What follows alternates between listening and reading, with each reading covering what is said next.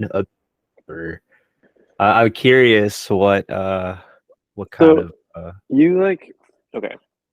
I like first of all, when I tell you what this is about, you're gonna pee your pants how stupid this is. But second of all, um uh I continuously am just so surprised at how much I not that I think that my friends don't like care or like me or something, but like I literally text you and you're like, yeah, I could do it right now. Like,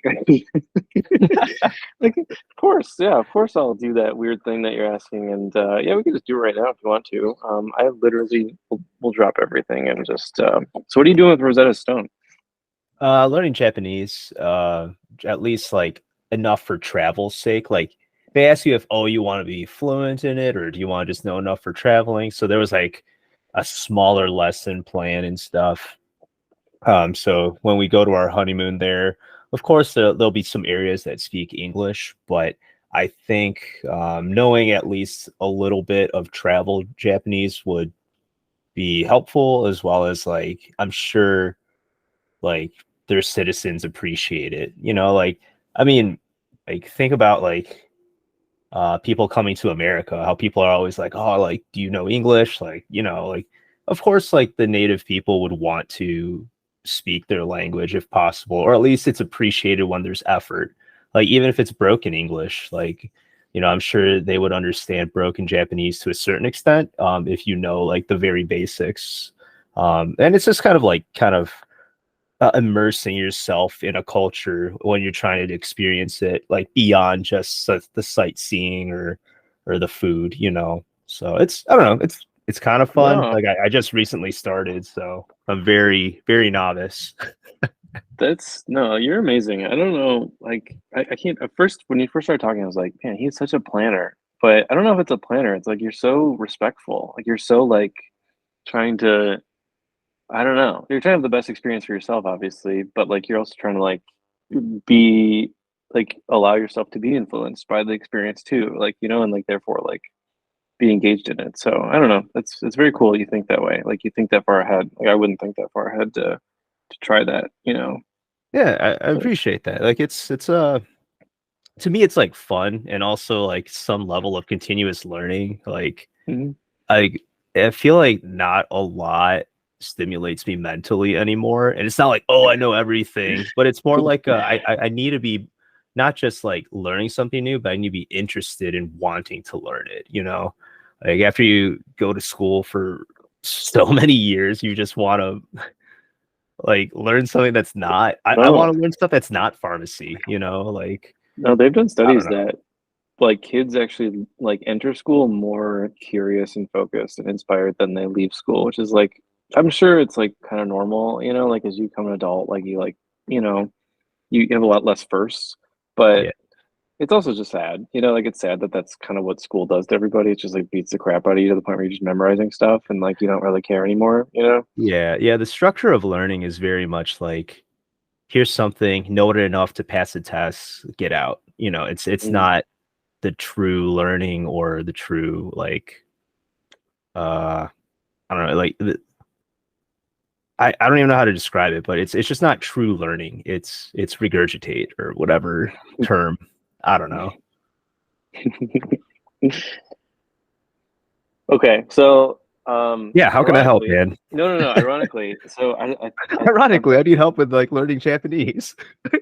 I needed to speak Japanese to somebody, and honestly, I thought you were a good candidate, but you are not a novice, so you're not actually that good of a candidate. I know. Like I said, you're gonna. Well, it's funny actually. This is why I thought you'd be a good person for this. Okay, this is like like pretty embarrassing, but it'll be fine. I'll deal with it. Okay, so I'm currently reading a book. Okay, Okay. and um, I've it's pretty much since your bachelor party. I've been kind of on this like trail that I've been like spending my free time on, and I'm working on the startup with my partner Sean, and we're doing things, and um, pretty much since I had my son Luther, um, something's like awoken in me, and pretty much exactly what you said is like I know I finally feel like my purpose and fulfillment and like what I'm attempting to do, like, are all getting closer to lining up, and I'm feeling like for the first time, I feel like I have the confidence to try 100% and actually fail at something. Like actually, like put myself out there. Like I feel like my whole life I've never actually put 100% effort in because I've just been like, who cares? You know, we kind of have a similar view of school. It's like just get through it and then whatever. Yeah. And I'm trying to. I don't want to teach my kids that, you know. And so I'm trying to like find the path through that, and I'm trying to like notice my own ceilings of development and push through them more so than anybody. So, anyways, so I'm literally reading a book. Find your why. I think I've heard of that. Yeah, I thought this would actually be interesting to you, and I don't know if you would actually want to do this back to me, like reverse it, Yeah. but it says like find a partner and have them ask you effectively open-ended questions about like things in your past, like in your childhood and things like that that were um, very high points or very low points, and have that discussion for like an hour or so, and then the objective person, you, would be able to kind of take notes, but kind of just like pick apart. Whereas I'm talking about memories and feelings, and you're supposed to like kind of do your best to like link them to the point where you might draw a theme out of them. So like some examples are people say, you know, I had a really tough childhood. My dad was abusive and I did this, I did that, and I did all these things to like, you know, help. And then the objective person goes, well, every single time you mentioned that story or the stories about your dad, you mentioned protecting your sister. And so maybe there's something there about like how you feel like you need to protect the world from things, and like, and that's kind of like what inspires you to like, it's effectively trying to get to like what inspires you to get out of bed in the morning. And I think kids have changed my why a lot, so I'm trying to like relearn it. Not that I ever really knew it to begin with, but so um Yeah. No, but that sounds this is cool. like totally not something I'm gonna deal with right now. I totally get it. No, no. I mean, that It's sounds Saturday night. interesting. That's like completely not what I thought it was going to I be, but know. that's It does definitely like check out my something I am website. interested in. So, oh, Okay. you already have a presentation or This is the book in PDF form. oh, So okay. I was like, I wait a minute. You just have stories ready for me? no, I wish. No, like so I was gonna do this, but you saying let's just do it right now, I was like, okay, I might as well just do it with a real person. So like this is kind of how they think about it. It's like, so you can talk about like your childhood and then like what was a high point and low point in your like past history. And then like you kind of can start picking apart themes based off high points and low points, you know, Okay. as like one way of visualizing it. Um,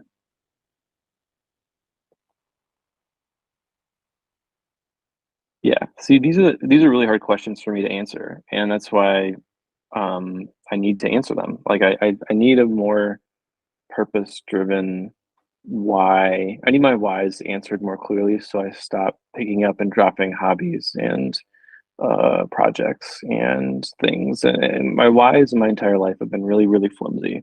And like a gust of wind can make me just stop believing them. And I really want to just end that. I don't want to teach my kids that.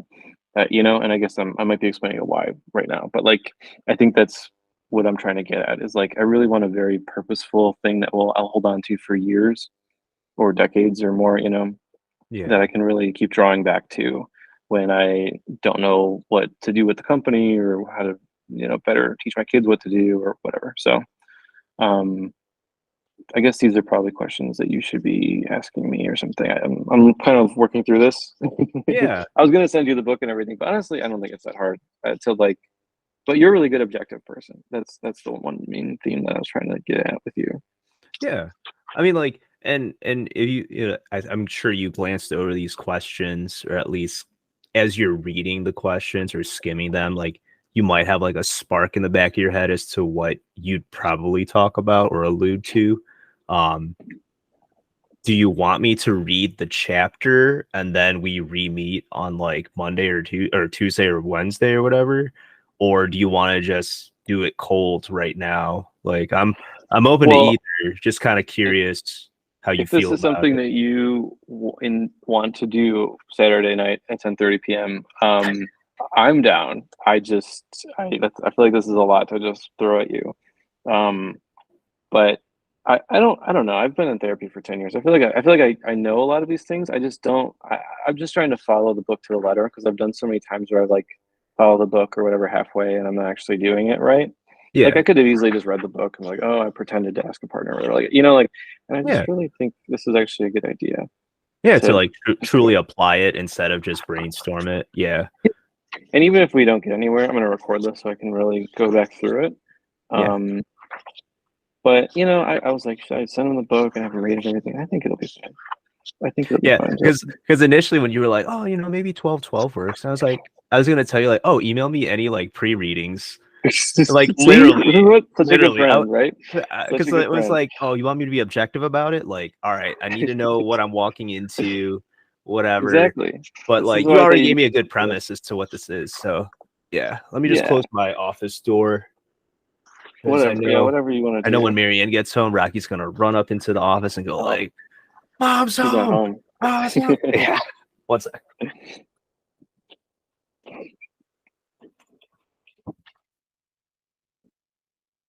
All right. And I'll send you this too if you want to like open it on your other screen or something. I kind of feel weird not staring at you. So Yeah, sure. no, thanks for doing this, man. You're the best. I once again, like I said, I know you guys are the best, and including you, but I continuously am overwhelmed by just I don't know. I thought I could reach out to like 100 people, and I feel like 10 would say, "Of course," and then you would be like, "Yeah, right now, totally fine." I mean, some of it's luck, but of course, it's your ability to Yeah, for be sure. Let's nice and see. flexible and everything. Let me- I was on page 53. Was a lot of these random questions. I'll read them too, but it's like, who in your life has helped you be the person you are today? Write down specific times that they exemplified what you admire most about them. And I would love to do this back to you if this is interesting to you, because I think this is interesting to everybody, but Yeah, I to me mean, if you want to make it be a back and forth thing, or if you want it to be like we go through all the questions with you, then later do it with me, like whichever if you're format you feel is effective for you to get what you want out of this. Like I'm open. Like I I didn't even skim the questions yet, so I'm sure like if I might be like just spilling info until I piece together something. Um, but honestly, like yeah, I think Well, I these think the hard thing for me for most, like for me, one of the hardest things to do is be selfish. And so I think I have to do that right now. And I hate to say it, but I would love to do this for you, a whole section yeah about you. But like, if this is interesting to you, obviously, yeah if it's not, it's not. But for sure yeah. um, Let's focus on you, especially because one of those. it's what you wanted to accomplish. So do you want to just dive right into it, or like how do you? I'm ready if you're ready, unless you want to do more something like reading or thinking or No, I mean talking. I am good to go. Like, do you want me to like actually ask you these questions, or you want to just read the question and then like think a bit and then just say stuff? 'Cause I mean, like we clearly have the text in front of us, so I don't know what might help Yeah, you. I'll um I'll just paraphrase the question and then I'll try to answer it. And you're supposed to ask open-ended, like not why questions, but open-ended just follow-up questions to get more to the heart of how I was feeling at the time, So and what the experience, like what the feeling was caused by. okay, so no why questions, but still You can just ask the general. why. They kind of frown on asking like why did that happen because it kind of breaks my brain because it makes me like overpressured to come up with an answer that might not be valid. Like valid long Yeah. term. Okay. It's more I about see. picking apart themes, I guess, because I think if I asked you why do you want to be a pharmacist, you would come up with a bunch of stuff, but it might not be the actual thing that gets you out of bed in the morning. The Yeah. actual thing that gets you out of bed in the morning is like kind of more like core of who you are, and then pharmacy is the way you apply it to the world, kind of thing. Yeah. Yeah. Okay. If that is your why, I don't know. Maybe you want to quit. No, I'm just trying to make a penny and I feel. retire, I'm just support trying to my get to family. Japan on time, man. What do you mean passion? What's passion? All Dude, right. I'm just trying to learn Japanese. Okay, man. I don't know. Yeah. Okay, Okay, so let me. who in my life has helped me be the person I am today? Um, so I think my dad comes up a lot for a lot of these kind of questions. I think the thing I've struggled with for a long time is like having a real mentor, a real person that I would honestly trust their opinion, in many, many facets of our life. I really haven't had that kind of person that I would point to. Like I have a couple uncles that are like good people, but I don't really think that they are as introspective as I am. They're more like surface level people as far as I don't know. I'm not saying anything bad about anybody, but it just never clicked with me, like how they view the world as being valid and useful. My dad, I mean, you see your dad every day. Like he's just a stand up, disciplined, nice guy that just wants to help everybody, you know?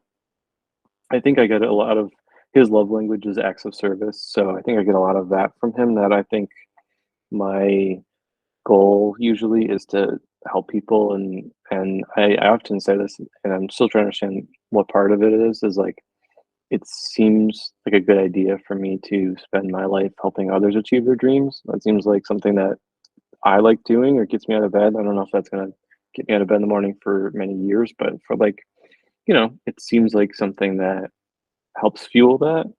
Um, how did hearing their words or watching their actions make you feel? Who who else shaped who you are today? Um, I think the hard part with my dad is I think he's an amazing guy. I think sometimes he teaches me to like not trust people. Because he has kind of like an inherent mistrust of certain types of people, especially rich people, um, especially famous people. And so I definitely have like went back and forth with that.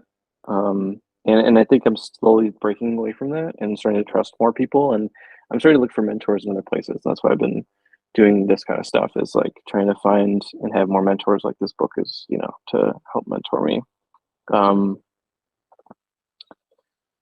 I don't know. Maybe I'll come back to that one. But I feel like I've toyed with that or I've worked through that question a lot of like who should I look up to and why.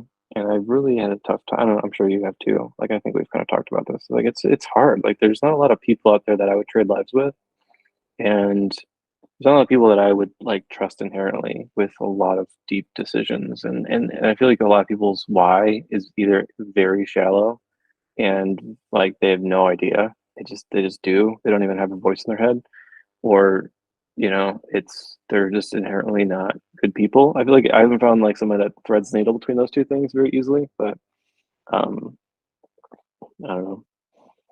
Um, So it sounds like when you read this question and you came up with your initial answer, it was like, who's had like the largest impact on my life? But maybe it could be like um someone that not necessarily had like the largest impact or your biggest idol or whatever. Maybe it's like you had a coach or a teacher that did like one little thing that you picked up on, but it's still something you do today. Like, is there anyone like that, or any like small things that stood out to you from someone that you wanted to emulate? Not necessarily a coach or a teacher, but like just anyone individually. yeah. No, I mean, when as you're asking the question, like, I think part of my like mistrust or distrust comes from like my earliest like childhood priest. Like, I ended up being like a, child molester, which like I was like really like close with him and good friends with him. Which kind of I think messed me up and like further like don't trust people.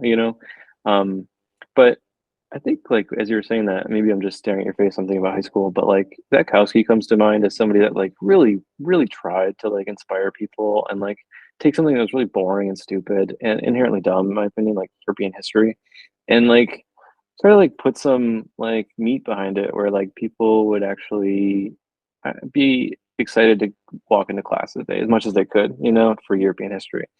Um, I think Kirk did that too, is like tried to take something that was inherently boring and like make like let you make it your own and as much as you can to be inspired. So I guess I'm noticing that they go out of their way to try to find whatever level you need to be met at and meet you there. You know, like they try to like stay within a lot of rules, but like you know, Zakowski would do voices and put on shows, and like he would do all this crap that like, and I don't think it was inherently who he was, but it's how he like found his way to engage people, you know. So I think that kind of comes out as like these people that go out of their way to like find you and try to inspire you and I don't know. Yeah. Okay, yeah. Yeah, and like I know I mentioned like coach or teacher, but anyone else like extended friends or even people you've met through college or maybe your fraternity. Just trying to really open up the Yeah, pool, yeah. you know. No, that's great. And that's only if anything comes to mind, you know, and we don't have to force this. I just said, you know, repeat as many times as you like. I figured, you know, instead of going for just the big fish, go for the little things that have had some slight impact. So, Yeah. Um and we can always yeah, go I don't back to have this at a I later don't know. point, you know. I don't think the point is to like fill every like blank space with talking. You know, I think I've always had trouble with mentors. Um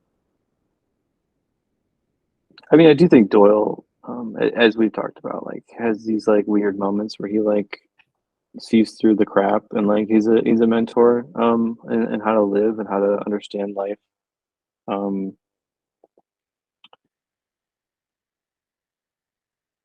Maybe the person I am today. I mean, I think it's probably my dad most of all. I'm sure you'll experience this when you have kids too. It's just like I think as soon as you have a kid, your first goal is to beat the crap out of your parent. You know, like do it so much better than them. You know, Yeah. that's been a big theme for me. Is like and objectively, like there isn't a lot to improve. That's the hard part. Is like there's a lot of shit like with him and my mom and stuff when they like get into it because they just puzzle piece incorrectly as a couple. But like besides that, when he's alone as a human, like he's just a good guy. The only thing that I'm really trying to like beat him at is like I feel like he never really took risks despite being so like like I just feel like he had more ceiling to push, you know, and for whatever reason just never got there because his family life became chaotic. Maybe he prioritized me over it and I didn't see that. Maybe, you know, he doesn't see himself as having a high ceiling. I don't know. I'm trying to understand my own ceilings and how to get there. And if I'm looking at my dad objectively, that's kind of what I guess the thing I would notice is like I really want to I really wish him and I would both know his ceiling because I don't think it's where it currently is, and I think all of our ceilings are a lot higher than we think they are because we just you know you kind of just go into survival mode more than you go into like growth mode. So I think if anything, I'm trying to like beat him by head more into growth mode and be inspired and like take on these kind of and do this on a Saturday night rather than watch TV. Like I feel like I feel like there's more there, you know? There's more than just kind of wait for time to pass, you know?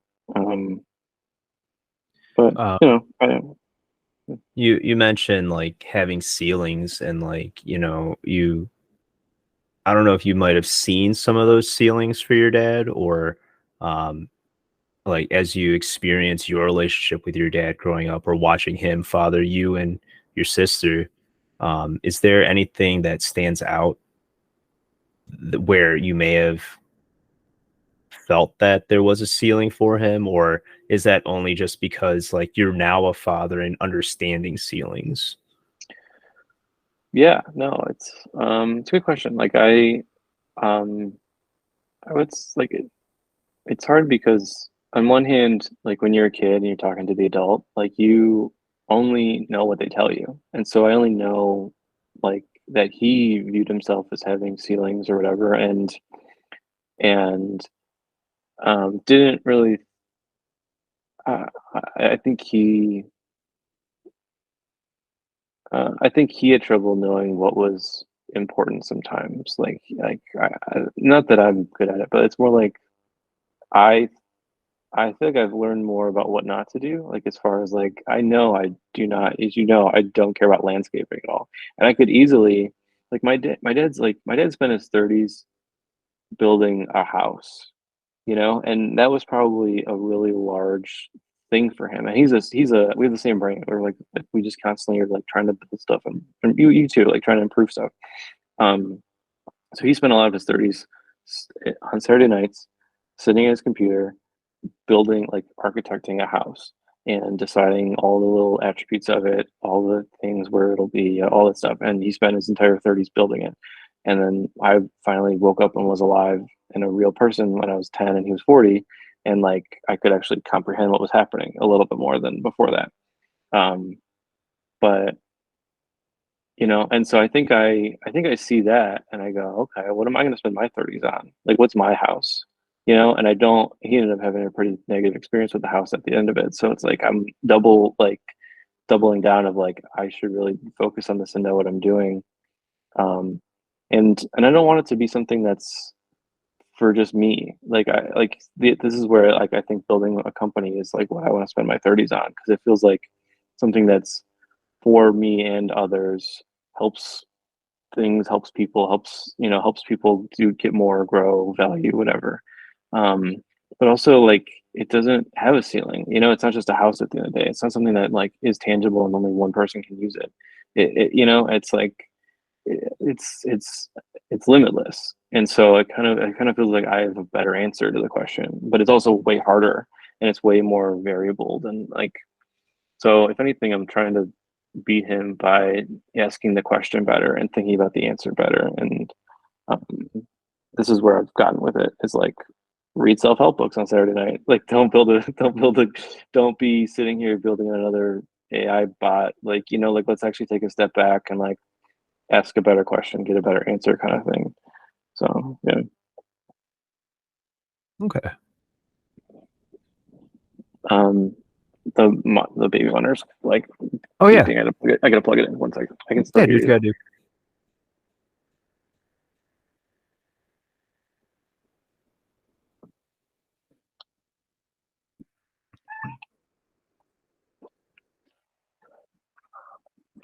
Okay, so second question is like, what would you do, or what is a day that you say I would have done that for free? And I've done this a couple times where, so I've built my own. I've never. This is the problem. I've never like gone all in on something, and I always quit something too soon. But I've built like a consulting company that I've worked with like two or three different people now, and I do some of it for free because I just think it's fun to like help people. It's usually help people achieve their dreams is what I find fun and interesting about it. And so the days that I feel like I would have worked for free are often the days that I learn something new and I'm working on a problem I've never worked on before. And the days I absolutely hate going to work are the days that I usually after I work for someone for a couple years where it's like I know all the problems.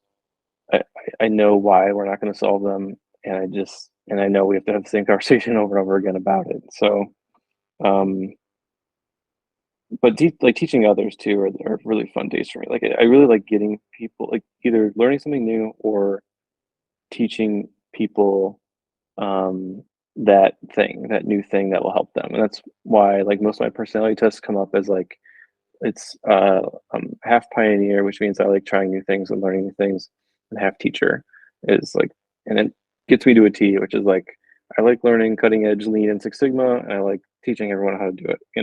I like reading books about this, and and then I'd probably end up showing this to you guys, my friend group, pretty soon if I get something out of it. So, you know, Yeah, so I guess like when I initially read this question, it was just like I would have done that for free. So is this implying that you did do these things for money or at some point, or it was monetized? I um At least with have the answer that you previously had, like those projects you yeah. were talking about teaching people and whatnot. I currently have one client that is free that I do like consulting with, that I find fun. But I would say like as my 10 years as an engineer, pretty much every role I've had, um, either as a very big part of the role or a small part, I've like had to like teach a group of people about Lean or Six Sigma or about project improvement or something or about how computers work or whatever. Okay, so this is like Um, literally like your full job then, I, right? it's I been a guess lot of I my never time. really knew what you did. So like Yeah, I yeah. know it was like It's quality usually stuff and like, whatnot. So Brian, it's like, Brian, you need to save us $1 million by working on these, 20 projects or create your own. And once a month, you're going to mentor or teach a group of people how to also like solve their problems with your tools. So it's kind of like a hybrid of both. It's okay. been So most of my so jobs. you'd say Yeah. you'd like genuinely enjoy your career or your role at least? Yeah. Yeah. I really enjoy the career I picked until I start hitting the ceiling of working on the same problems over and over again because the solution is inherently not something that leadership wants to do or tackle or is inherently not a top priority for them. And that's when I kind of run into like this like wall of like, well then what's the point? Like what am I here for if I'm like telling you guys all like the solution? And it's not always like buy this, do that. It's usually kind of less tangible things. It's like, well, if you, the CEO, like if this project that I'm working on isn't in your top 30 priorities, like no one's gonna care. Like no one's gonna help me with it. Like they're all gonna do work on the other five things that you asked them to do. And so I kind of after doing that for so long, that's where I kind of started heading towards the start your own company thing because that's and I'm still working through this part, but like I just feel like most of work is pretend working. I feel like most of life is like we're at work, we're all pretending to do work and we're all pretending to like try our hardest and it's like total crap. And I really want to like actually try my hardest and I really want to be a part of a company where I have to actually try my hardest to like be a normal member. And I don't like that, most of my job is making sure nothing gets done by just having meetings and wasting time. And like everyone prefers to survive than improve, I feel like, at jobs. And I just don't. It like sucks the life out of me. It feels like I'm wasting my 30s to like, you know, sit there every day and waste time in the meetings so we don't get anything done, and then we have another meeting next month and we forgot what we said in the original meeting. Like, and it's like we all have master's degrees. Like this isn't like this is a joke. Like we all think that this is good enough, and I've never found a team that maybe I haven't worked at like Silicon Valley or whatever, but like I haven't found a team that actually like cares, like that cares about improvement. And it's like, okay, I guess I need to start my own because that seems to be the thing that we always run into eventually with process improvement. It's like it's eventually we realize everyone's checked out and no one really cares if we actually make a real improvement or not. We just want to make sure that our bullet points and our PowerPoint looks right for the boss. And that's what eventually I get so frustrated. I just need to start my own company as a result of this. But Yeah, yeah. so that passion you have for like that quality improvement or quality assurance or whatever label it falls under, do you think that's partly in like you believe in a given mission statement for your company or within your department, or would it just be really applied anywhere? Like, is it particular to your company? Like, oh man, this really I guess I don't know who you work for right now, but whatever their mission statement is, like we really need to hit our quality goals, or you really should be passionate to coworker. You know, I guess I don't know how to phrase the question, but like, is it? I don't want to ask why is there passion there, but it's like Yeah. what is the passion driven towards? Is it towards those individual goals, or is it because it pushes the mission statement, or it drives more money? What's the motivation behind why you feel so passionate about um, getting that team aligned, other than like purely it's a common goal? Yeah, no, I struggle with this. This is kind of why I'm in the middle of this book. It's like there's a lot of things that get me excited for like a couple days or weeks, maybe a couple months, depending if it's a good one. But then I kind of it falls apart. So like at some level, if I want to break my ceilings, it's like I need to be doing really good work consistently for like over 100 days straight. And I really can't do that right now. I really kind of hit some point where I go, this isn't working, this is stupid. And I kind of stop. And that on top of that, I don't ever feel like I'm putting 100% effort in. Um, and I struggle with why that is. Like some of it's like I don't think work is inherently a meritocracy. I think like what you put in isn't necessarily what you get out. Like you don't necessarily get reimbursed or like everyone always talks about like, especially in my job, it's like, well, I would work a lot harder if I got 10% of everything I save, like, and I think there's a whole bunch of that, and I'm sure there's a million reasons why that makes no sense. But I think the kernel of what that statement means, I think means like, I just think we're not creative enough with our benefits packages, like more than that's an inherently wrong statement. I think it's more of a like, it's just easier not to kind of thing. But um, to answer your question, I don't. It's like I I feel passionate about solving problems, even if it means I do the shittiest, worst grunt work to do it. Even if I do things outside my major, outside my actual job description, if I feel like it's actually gonna actually improve something, I'll mop the floors. Like it doesn't feel like I don't feel very like, and that I get that from my dad. It doesn't feel like any one thing is my job or isn't my job. Um, but nothing's beneath me if it's actually going to help us. But I get stuck when it's like not. It's like I said, we're all playing work. It just sucks the life out of me, and it makes me feel like this is dumb. We're dumb. I'm dumb. Like, what's the point of this? Um, Ask your question again. Um, I think that did answer the question, but I guess if you want me to say it again, No, it's okay. what? No, no, no, no, no. In case it changes, like what you want to talk about. It was like, what drives that passion for the quality assurance? Is it because you Mm, believe in like your current team's mission statement? It might not fully be that because you mentioned you wanted to start your own company, but I don't know if that's because it might be you don't believe in that mission statement and you see a team around you that's not motivated, that you just need to build your own mission statement to drive yeah. a team, so like to kind of like extrapolate upon that a little bit, No, no, or this is great. whatever So, word I needed to use there. no, this is great. Okay. So, part of my frustration too is I went to school for Lean and Six Sigma. I learned all these tools. I know all these things. I feel like I'm pretty good at it. I don't know. Um, but I can't decide if it's all inherently fake or no one actually does it right. And it's every single team or company I've been on, like we all do 50% of it, but no one actually like says we're going to do 100% of what the book says, what the method is, like the process. Like I've never been part of a team where it's like our goal is actually Six Sigma, which means 1 in 10 million defects. Like everyone kind of stops at like 1 in 1,000. They're like, whatever, like work on something else. And I can't decide if that's right, the right way to solve problems in the world, the real world, and Six Sigma is actually stupid, or everyone else is just kind of like I said, playing work and like good enough with that.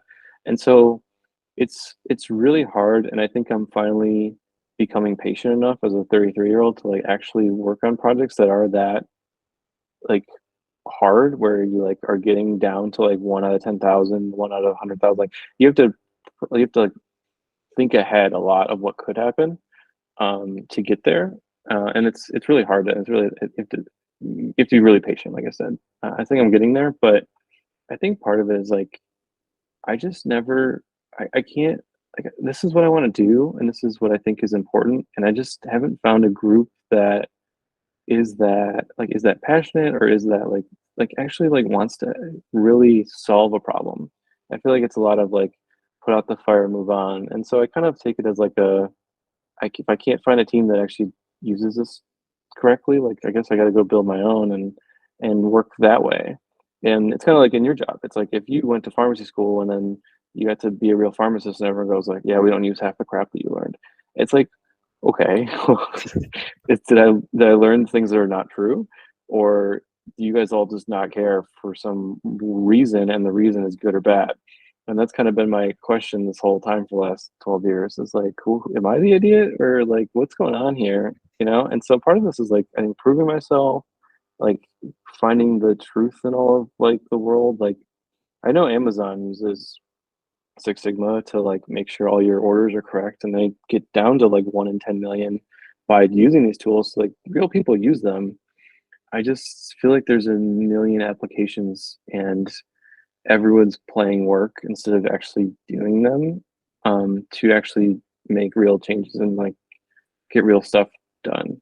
So I think that's part of it too, and that goes back to like the questioning the authority too. Like, who do I trust? Like, am I right? Are you right? You know, when it comes to like that kind of stuff. And my boss tells me 1 out of 1,000 is good enough.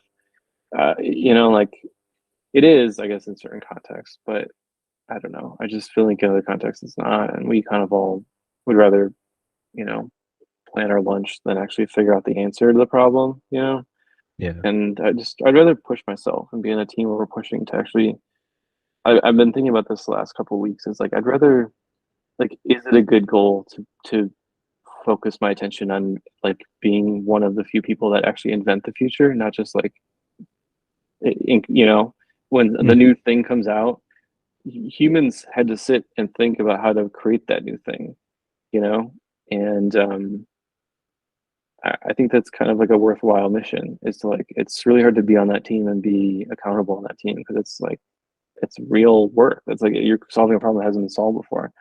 Um, so I know I'm meandering, but I feel like that's kind of all the random like ideas I've had as a result of that question of like where does this come from? Where is it going? I just feel like I've never actually like been able to push it and like figure like you know use what I've been learned very well. You know, you probably say the same thing about pharmacy though too. It's like you only handle surface level questions. You never actually like push the limits of something, and maybe that's just what work is. But you know,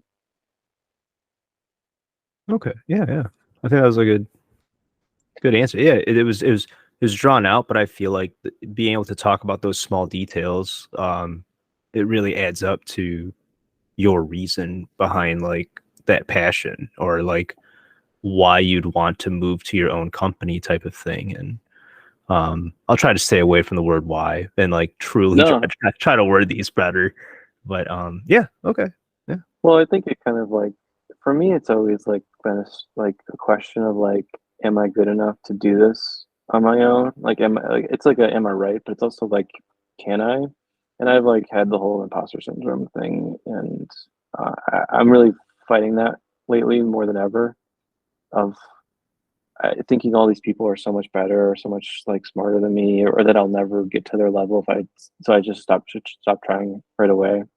Um, but I think that the start your own company thing, it's like I just I really want to narrow down more specifically what's causing it or how it works. But like it's part of it is like fuck you, like I can do this, you know, like beat my chest, like you know you're not better than me. And part of it's just like I want to have full ownership over something. Like I feel like I started out as like an intern, obviously, like everyone, and then I started off as like a lone engineer, and then they started giving me whole projects. But and then I would run into ceilings where like they wouldn't give me full like control over like the resources of that project. They had to like approve everything or certain things were like, and then so I just got frustrated with that. So then I decided to manage people. I did that for like 5 years, and I keep trying to grab the steering wheel, and then I find someone else is holding it, and then so like I keep going to the next rung of the steering wheel, and then I managed people for 5 years, and I just kept running into other people hold the steering wheel every time I like tried to actually improve something, and that's like, you know, I'm sure there's an argument for like I didn't deserve the next rung of it or something, you know, and I guess I'm pushing up on that, but like it's almost like I didn't want to wait though, because I feel like waiting is playing work for longer periods of time, you know, to hold the steering wheel. So this is my way of like trying to like skip the line and just grab the real one at the at the very front of the line, the front steering wheel, which is like I'm just going to own the company. And it scares the crap out of me, but it just feels right because I finally will answer my question internally, which is like, can I do this? And it's scary and it's hard, but like I don't know. I just feel like the question I keep trying to like ask myself and answer. Like I've tried doing this like 4 or 5 different times. Like I did this with Doyle in high school. We like started a like web design company. I did this in college. I had my own other web design company. Even every time I have a boring job, I end up doing this. Is like try to start my own company. So like in 2016, I started making apps, and then I like decided to just switch jobs instead. But it's so funny. I started emailing my old professors of entrepreneurship, like to like ask for help and stuff. And I went to go send them an email, and I realized that I already did that 7 years ago. Almost the exact same email to the exact same person. Like, hey, I'm like deciding to like do this. Like, can I, bother you about this?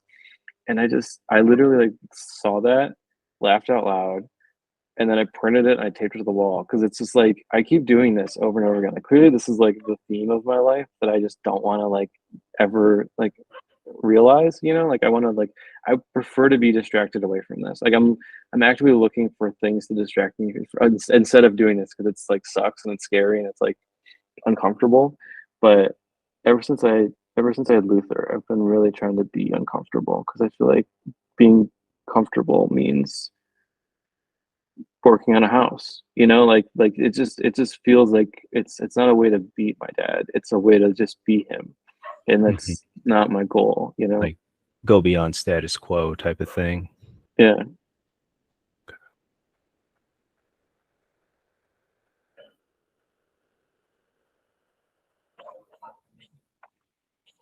Yeah, it was um interesting. It was interesting you brought up like the feeling of imposter syndrome.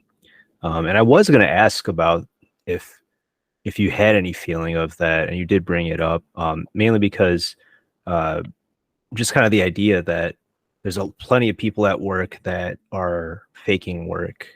Um, so when you say that you have the feeling of imposter syndrome, do you feel like you're faking your work even though you have that passion?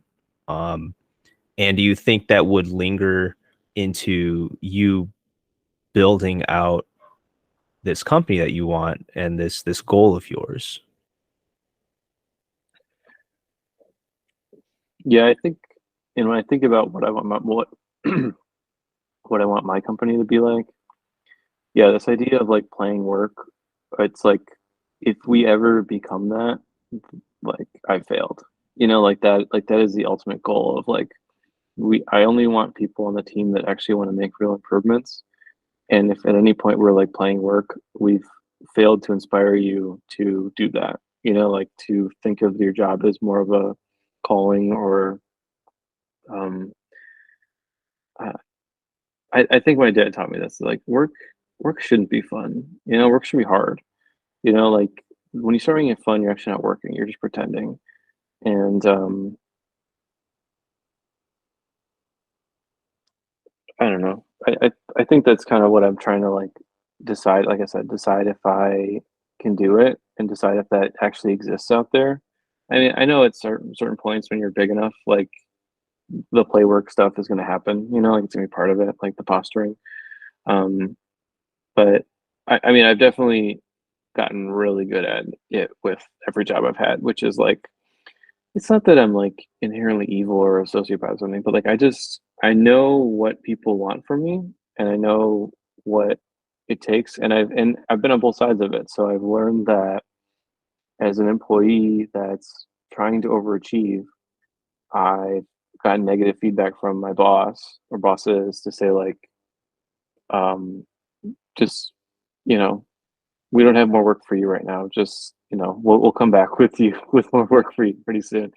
And then as a boss, I had an overachieving person, and I know I couldn't promote them. I know I couldn't give them more because of like politics or whatever. And I had to like effectively do the same thing. But like I can't do anything with you. I'm sorry. Like I'll try, but like and I'm sure that's like life, but um I've definitely gotten really good at knowing what people will want when they'll want it, and I don't ask for more work in between then now because I've learned that it actually makes you more annoying to everybody, which is not the company I want to build. But I've learned that in real life when everyone's playing that they actually hate that guy. They actually really like hate that person because it means you're not playing work anymore, and it shows how much you can do when you stop playing. And but I'm really really good at playing work because I've been taught how to play work all day, for 10 years now. Yeah, it's interesting because like you mentioned the whole like I was an overachiever, the people above me didn't have more to give me, so I kind of just had to deal with it. I I I too was a boss that had someone below me that was overachieving and I had nothing else to give them, blah blah, and Hmm. that cycle. So when building out this next company, and you said, hey, if we fail to inspire you to, I guess, be passionate about what you do and like not play work, how would you handle that overachiever in that scenario? Like, how do you give more if there might not be something you can do, or how do you just open ended make it, or fulfill their goal of achieving more, I guess? Yeah, no, I mean, I think it's first of all, it's hard because every team's different. Like on this particular team, I was one person managing 70 people, so it was like if someone's yelling at me, it's normal. And there's like a handful of people that are just problem children, and that's how it is because I guess you're kind of and this is how most jobs are, I think, is like you're kind of put in a situation where you're either overwhelmed or you're not overwhelmed yet, and then they're going to give you more to get you to be overwhelmed. And then when you're in that overwhelmed state, that like you can't really care enough about all these actual high performers or low performers. You're really just trying to keep everyone alive, you know.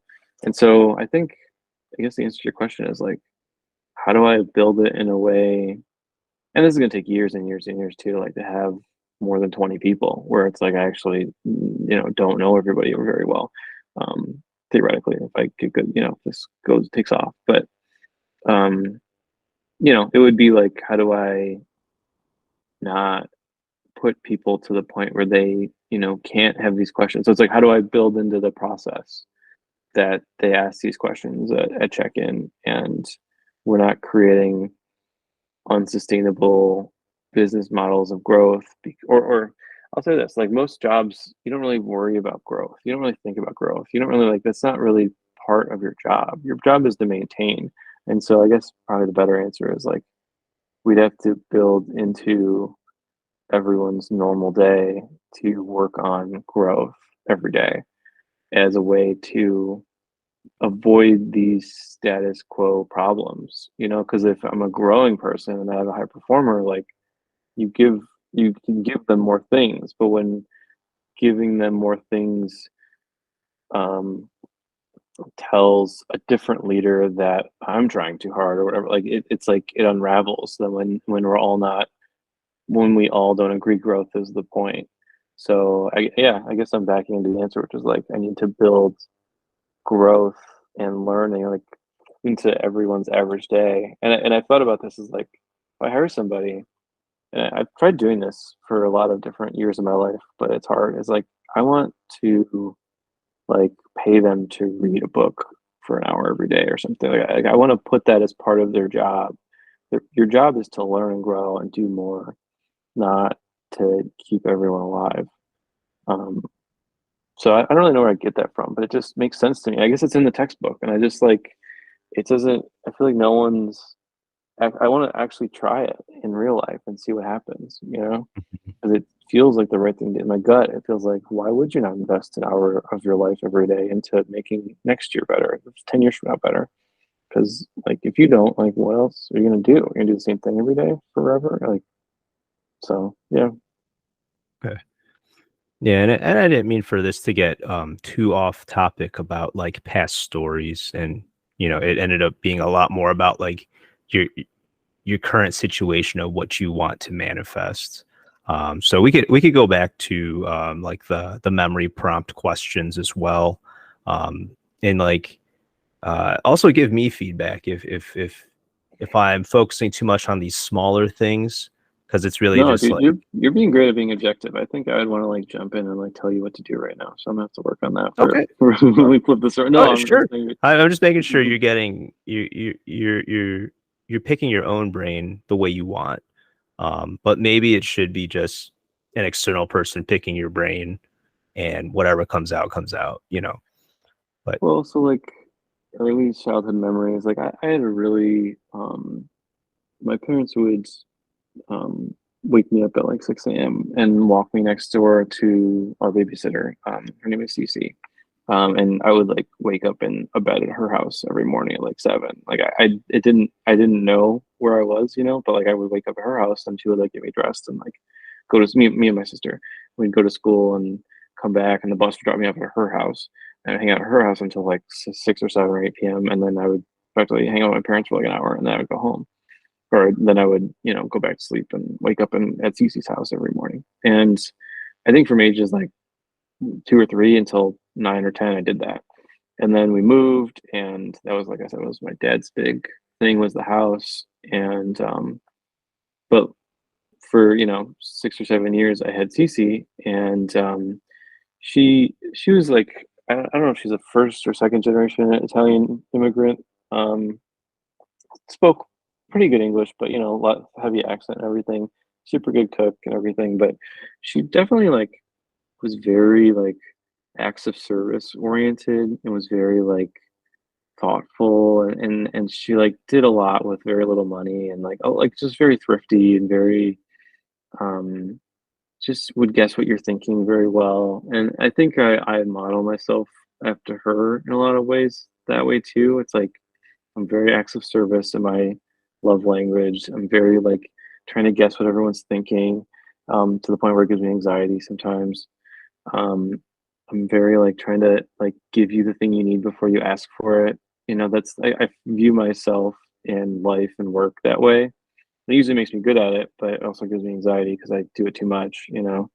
But I would say that's a lot of my childhood memories, I guess, of her, like like I wake up from a nap at her house and like she already has like a sandwich made, like she already like knew what I wanted before I wanted it, kind of things. And I guess she kind of like pretty set a pretty high bar for a caretaker. And so when I think of like how do I caretake for others, including my children, like I have a pretty high bar in my head of like I need to be that good or I'm not good enough or something. Um, I don't really know in the context of like was she pushing her ceilings or anything like that. I think she definitely did things that someone with broken English and wasn't college educated or anything would. It's pretty cool she did them, but um, I don't know. She definitely wasn't like going to night school or anything either, though. It was just kind of like she was trying to have a normal day be sustainable for her, but also put a lot of like effort and love into it. But then when we moved, it was like kind of weird and kind of I think it kicked off my depression and anxiety because like effectively my mom, like we just like moved away from my mom and never spoke to her again, and it like told me that all relationships are transactional. Like it was uh, it was something I wish my parents handled better because like we just like stopped going to CC one day and I don't like that was it. Like it wasn't like as a 9 or 10 year old, I knew what was happening, but I didn't understand why to the point where I would like, I don't know, not think my parents were really stupid. It didn't really make sense to me. Like, how could you do this to me? Like you like who cares that she's 5 miles away? Like, you drop me off at Cece's house. Like, I don't care if it's like 10 minutes more for you to drive. That seems like the worst reason to like take away my caretaker. And I think that's always been like a hard thing for me to like handle and think about, is like how they handled that. But um, So there was like never closure with her, or it was just kind of like, no, well, one day it's like your job's done. yeah, it's hard. Yeah, I invited her to our wedding, and she came and everything, and I um sent her in her thank you to coming to the wedding. First of all, I was so like happy she came and everything, but of course it's a wedding. Like, I didn't spend any time talking to her. So like in my thank you, I like wrote down my phone number, and I was like, please, I'd love to like talk and get dinner or whatever sometime. And she never like reached out to me, and it could be for a million reasons, but um, I kind of made peace with that. That like if it happens, it happens. It's not like something I need to check off the bucket list. Like putting my phone number out there and everything was part of it, but I don't know, from her perspective, like she was getting paid to do this. Like at some level that's true. She could have loved me, but you know, 20 years ago, like that it might feel more like a job the more time passes, and the more, and she raised other kids after me. Like it's like at some level I am just a kid that was with her for several years, and she had more of them afterwards, like, and more before. She had her own kids. And so I kind of am like, you know, threading the needle between like I'm important, and all relationships aren't transactional. Like it's like trying to like invalidate everything that I've learned from it. Because it doesn't really feel good. It just feels like it's like very complex lessons we're all taught at the same time, and I'm still like unraveling them. Yeah.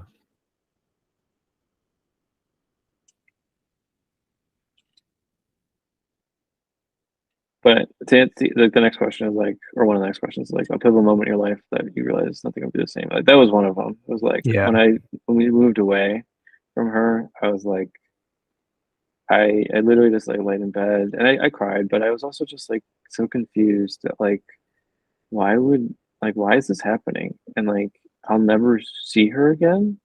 Like, and maybe I saw her 5 times after that the rest of my life. Like it was such a like she might have came to my high school graduation and my college graduation and in my wedding, and I'm sure if I knocked on her door today, she would like invite me in and make me pasta, and it's like such a weird thing.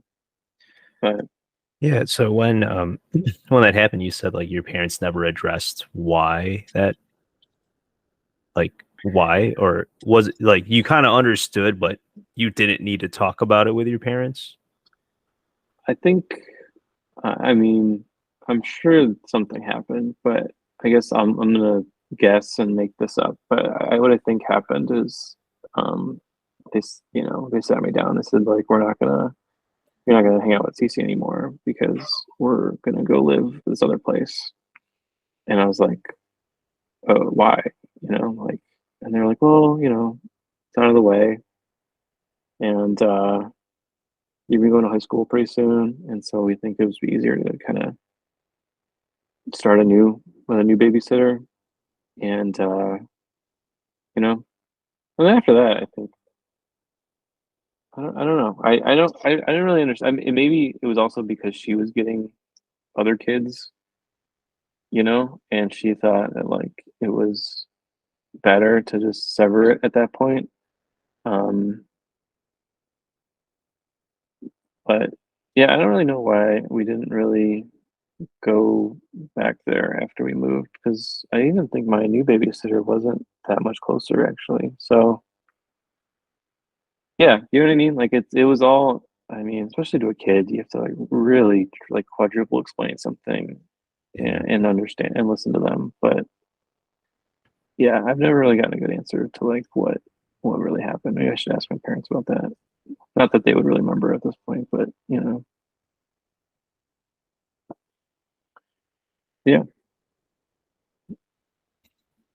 good times.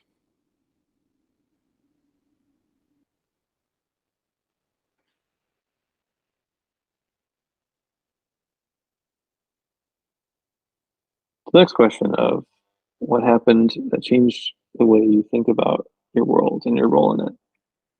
I think this one is. I think if I would have, if you would have asked me this question 3 years ago, I would have said something about seeing a therapist and whatever. But I think my kids have just changed so much in my world that I'm starting to see new whys or new versions of what a why should be, including them in it. And I think I'm still working through what that means. But um, I think like this is the thing. It's like Lorelai, exists and like changed me, but Luther's like, and I hate to say it, like it's like gender norms or whatever, but like I hate it's just true. I'm sure I'll be sorry I'm saying this in the future, but like it's just you see this little boy and you see yourself and you see like your life existing again. Like the whole pattern of what happened to you is existing again. Like you have a dad and they're cool and they're like older than you and they're gonna teach you sports and whatever, and you're gonna look up to them and you're gonna say, I want to be like that person for your whole life. And and then you inherently see that they're human too, and like they have positives and negatives, and they're never enough because you as a kid you always want them to be more. And and it's but pretending he's looking at me like I look at my dad, like it really messes with my head because it's like it creates all these like I don't know if it's expectations, but it's just um I just I I think when I look at my dad, I just I don't know. I mean, I can be mean. It's more like I think it's inherently just I want to do the things that he regrets. I want to like avoid his regrets. And I feel like a lot of his regrets stem from not going for it, whatever it is, like really going for it with something. And he always talks about he didn't have the confidence to do this, confidence to do that, and I don't have very much confidence. So it's like I want to like try to break this cycle that looks like it's about to start happening again, you know. And I don't know. My grandpa was a smart dude, but he kind of did the same thing. He kind of um, was too smart for his job and just played work for 30 years and retired, and then just enjoyed his retirement and did little projects and stuff. Um, and I think I'm scared to let my kids see me do that. It just doesn't feel like I'm teaching them to achieve their dreams. Like I don't want them to be so scared that they can't achieve their dreams, and I feel like the only way around that is to like achieve mine. Because how else do you show somebody what to do or how to do it unless they're watching me all day, every day? And so it gets kind of fuzzy of like when I should stop or if I should prioritize work over them or like how does that work, because like at some point a decision needs to be made. Um, but I kind of go like I can't give them advice unless I'm taking it, unless I'm doing it. And I don't know how if that is a rule that I want to stick with, I either can't give any advice or I got to go do it, and that makes me want to give advice, right? So I got to go do it. And it sucks, but it just feels like the way to spend my 30s, it feels like the way to do this is to become a great person that gives good advice and that like gives them really good advice that they deserve. And like maybe in a lot of ways I'm like trying to be that perfect mentor, coach, dad person that I feel like I didn't have, you know in more aspects than what my dad could like handle, regarding business or growth or something. I don't know.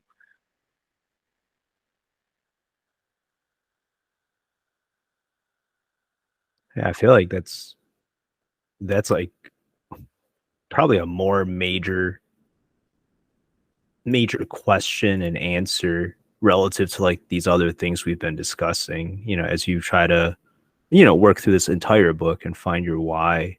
Um, like I don't even know if I have questions to help pull more out of that. It was like it was a raw answer that just had so much. Like I don't know. Like I'm trying to make it more conversational, but Yeah, it's like yeah. I thought that was a really really thoughtful answer Yeah, for it's a good one though. So like I feel like I've articulated that to myself maybe 2 or 3 times, and I'm getting better at articulating it to others. The thing I get stuck on is like how? What do I do with that? How do I, like what does that mean actually tomorrow? Like I've tried to do this thing where it's like if my kids ever need something from me, I drop everything and do it. If my wife ever needs something from me, I drop everything and do it. And then there's this other time. What do I do with that time to help achieve that goal? Like, and that's where I get like I start doing, and then I stop doing. I say, is that the right thing to do? And then I get stuck in this like why circle of like, if I had a more clear why, maybe it would help me get out of this like how, what, how kind of like circle that I get stuck in. Um,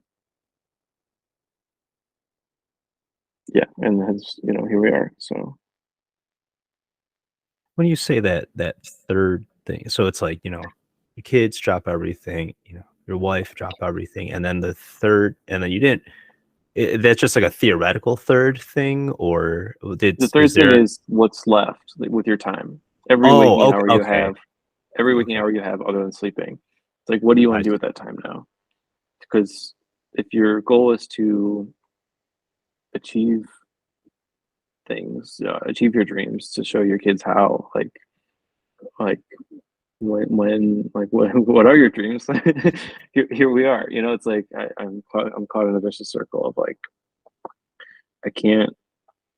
If my why is for my kids, I need to have beliefs. I need to have things that they can copy. Like I need to be three-dimensional, and I think I've been really scared to have a personality and like have my dad gives this to me. I'm so anti-conflict that I like will never have an actual opinion about anything. Like and say it proudly. Like I'm always like tiptoeing into a conversation, like with my like actual thought.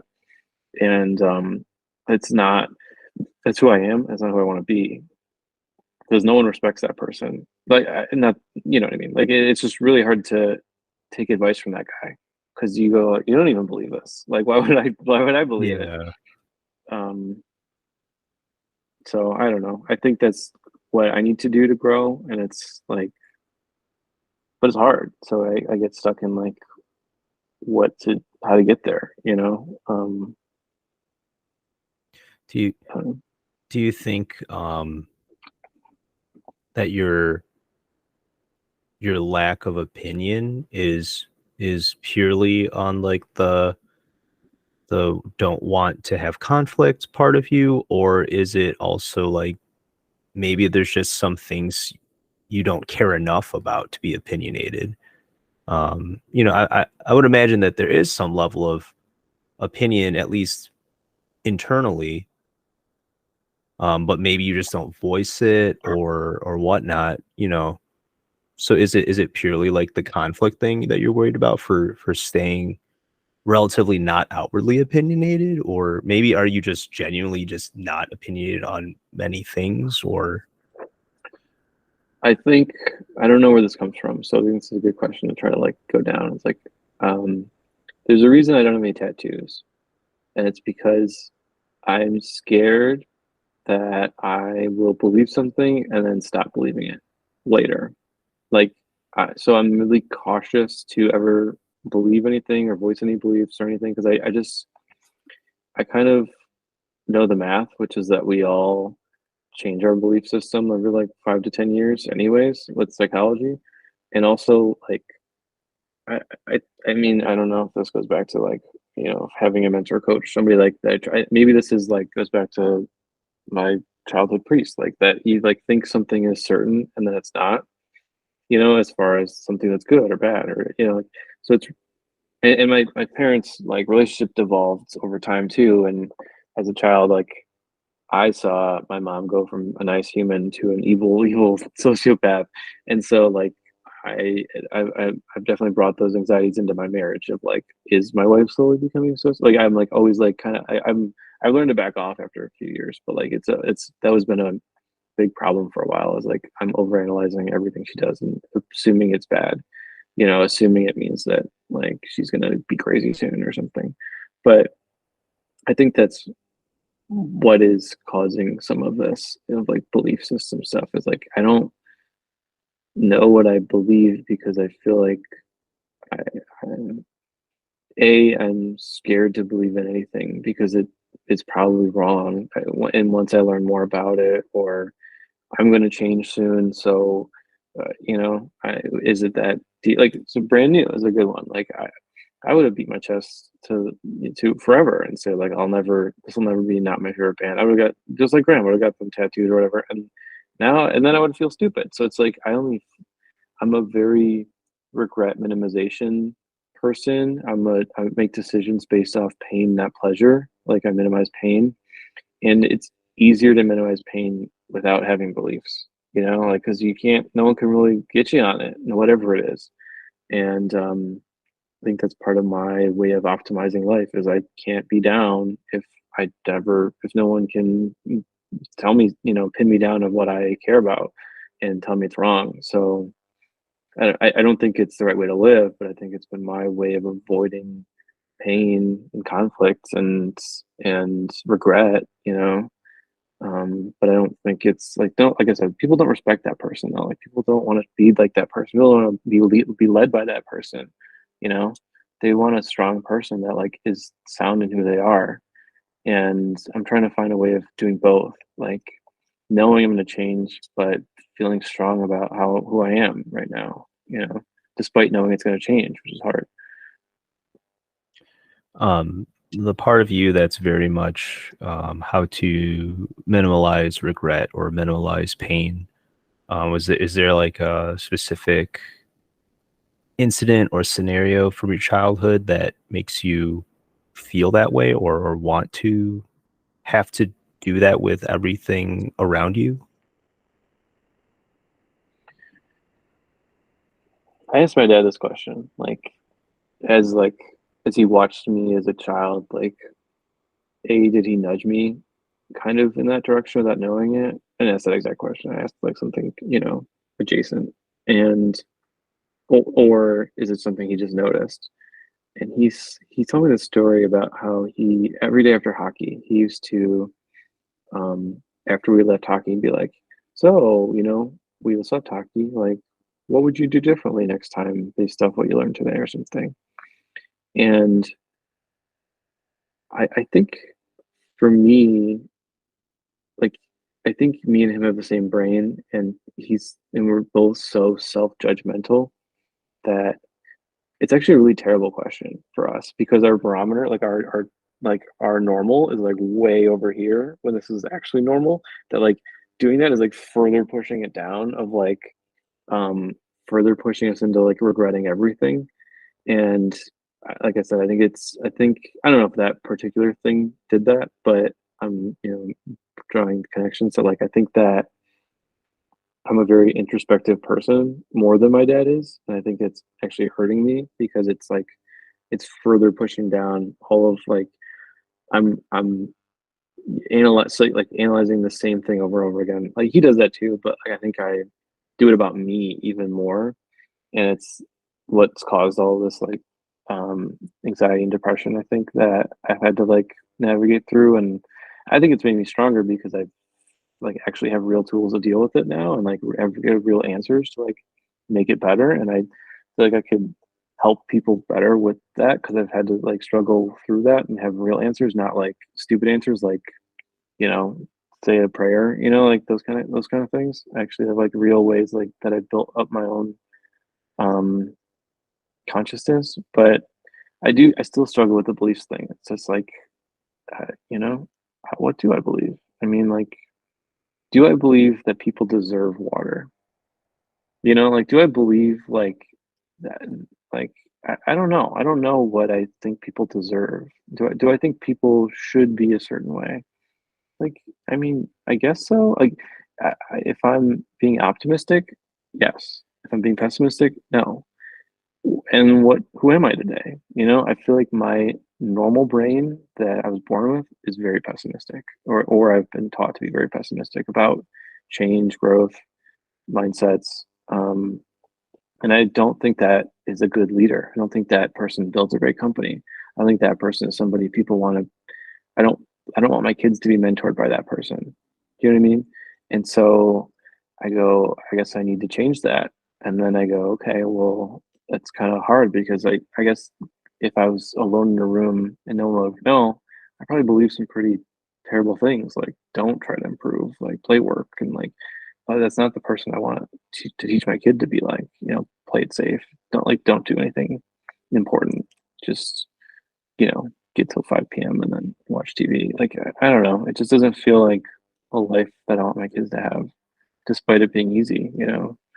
So, um, beliefs are hard to pin down, and um, I think it you have to know both sides of the argument first. For me, like I definitely am. I'm so hard on myself that I need to know everything before I can actually have an opinion on it. And I think I just get like it feels harder to do that than it is to just say nothing and be nothing. And my mom is really judgmental, so it's like she's taught me how to be a gray rock very very well, where it's just like I'm just whatever you want, like whatever gets me out of this conversation is who I am, like today. And so I think I've taken that tool to handle that relationship and apply it to everything because it's easier, than to actually care about something.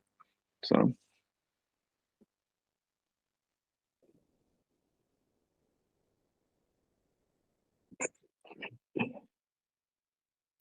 What what you choking no, at? like when I was like, I have to poop.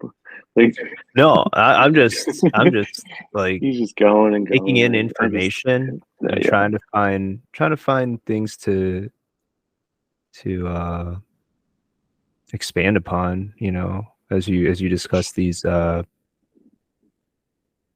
experiences that like shaped you,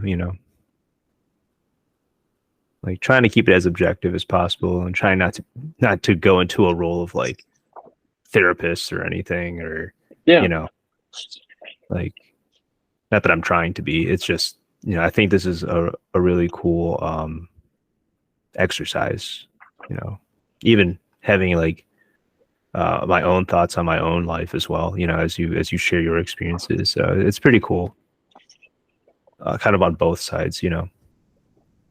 yeah. No, I mean something that um, I've definitely noticed for like the last whatever 6 months to a year is like I definitely want to be like a really good mentor to my kids, and I know that comes with a lot of like conflicting statements, like when to help them, when to push, when to yeah.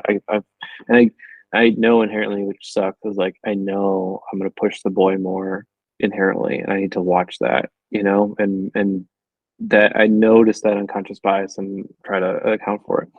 Um, but I never really thought of that as a version of the why, which is like, um, why do I get out of bed in the morning to be the best fucking mentor to my kids I could possibly be? You know, I think I think that's that doesn't feel right. It feels closer though, to getting me there. I think because I think that question, that whatever that answer helps address the problem, the elephant in the room, which is like at some point you're leaving for business trips. If we follow this down the road, um, and who's right or wrong in that, if you're missing their soccer game to do that, all that crap, because my parents missed a lot of, but my parents would say they didn't miss a lot, but from the kids perspective you think they missed a lot, so it's like, Yeah. um but I think the theme that I've been trying to have last like 3 or 4 months reading more of these books is like growth mindset, and like assume I'll figure it out rather than assume I won't. Like don't ask the hardest question first, like ask the smallest easiest question first. So like in saying it out loud, I'm like reminding myself like to asked the question of like the business trip or the soccer game. Like, first of all, how often is that going to happen?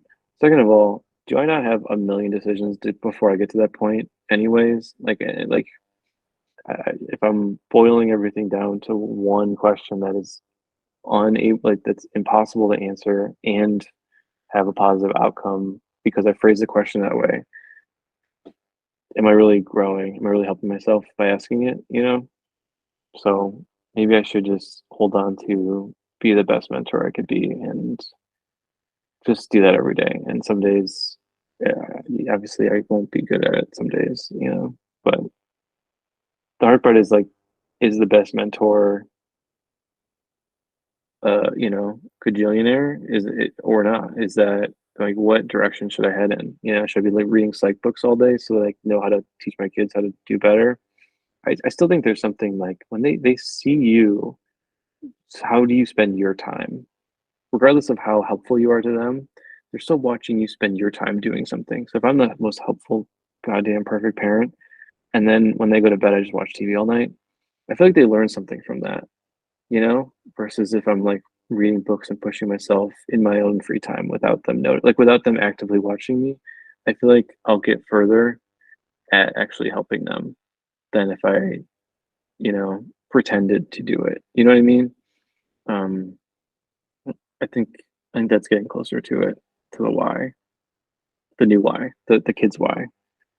Mhm. Does that bring up any questions for you? Um, I think I think um you already answered what I was gonna ask Okay, so by what like saying what's it out though? Yeah. by when you mentioned like you you being watched by your own kids, there's like a pressure to be like the perfect parent, and like even when they're not watching, like still I guess better yourself in some fashion, whether it's like learning something new or, not, I guess, zero slacking off even when they're not watching. Is there, I feel like you already answered it, but like, is there, but other than like, I don't even know how to ask the question, other than like the pressure from the future people that your kids will be, is there a reason why you feel the need to keep that on 24/7? Um, and I feel like you've kind of answered that with some previous answers from some other questions. Like as we continue this conversation, like I feel like I've seen a lot of it pieced together, but and maybe if you reiterate the same answer from maybe a previous question, like maybe that's just the answer. And it's not so much me being Well, necessarily curious. It's to kind of help you brainstorm it. But like, why do you feel yeah, that pressure to do it 24/7 instead of just the times when you're with your kid? Because there's still plenty of things that you could focus on for yourself to that also benefit your kids, I guess.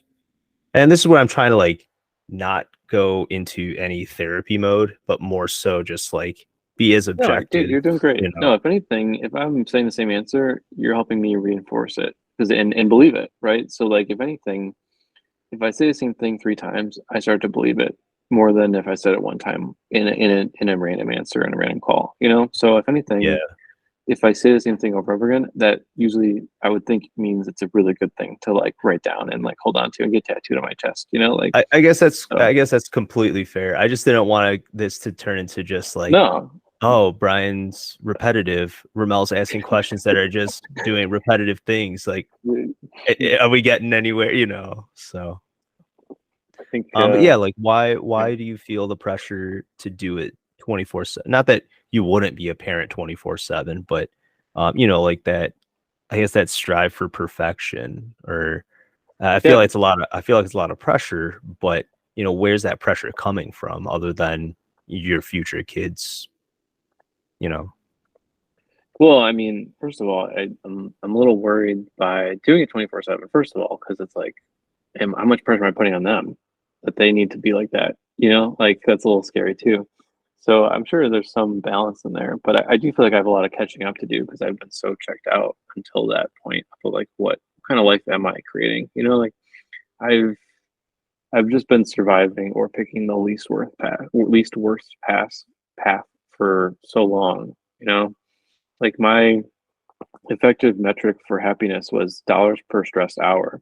Like that was like how I decided anything in like my past like 10 years. And now it's like, what does it even mean? You know, like I don't know if I'd be stressed if I was like actually deciding on something, you know, like if I wasn't just doing algebra and with a microscope, like um but yeah, the 24/7 aspect of it, I think there's like a piece of this where it's like I'm so hard on myself that if I feel like I'm slacking at all, I should quit, or I'm not, you know, I'm not achieving things, and I'm really trying to like give myself more slack and more opportunities to be human in all this. And that's what my kids need anyways too, is a real human parent, not a robot that just works 24/7. But I also think that like the number one corollary with like achievement is perseverance and grit and not quitting. And so I don't know. I think it's obviously have to be human, and that's where I really try to create the true north, which is like they come first, and then I get to do work, you know, and then I get to do things that I'm passionate about.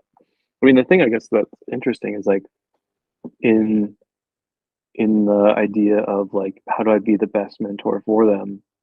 I chose be a business owner. Like I chose like that's how like I've kind of always like done that in my like free time because I thought it was fun and interesting and like what would be like I don't know powerful. And then so when I'm trying to give my kids as much power as possible, I'm trying to. That's how I decided to do that. Whereas you might teach them calculus, like or whatever. You know, you like some people would teach them sports. Like that's how they decide to give their kids the most amount of power possible, or whatever, the ability to succeed, something like that.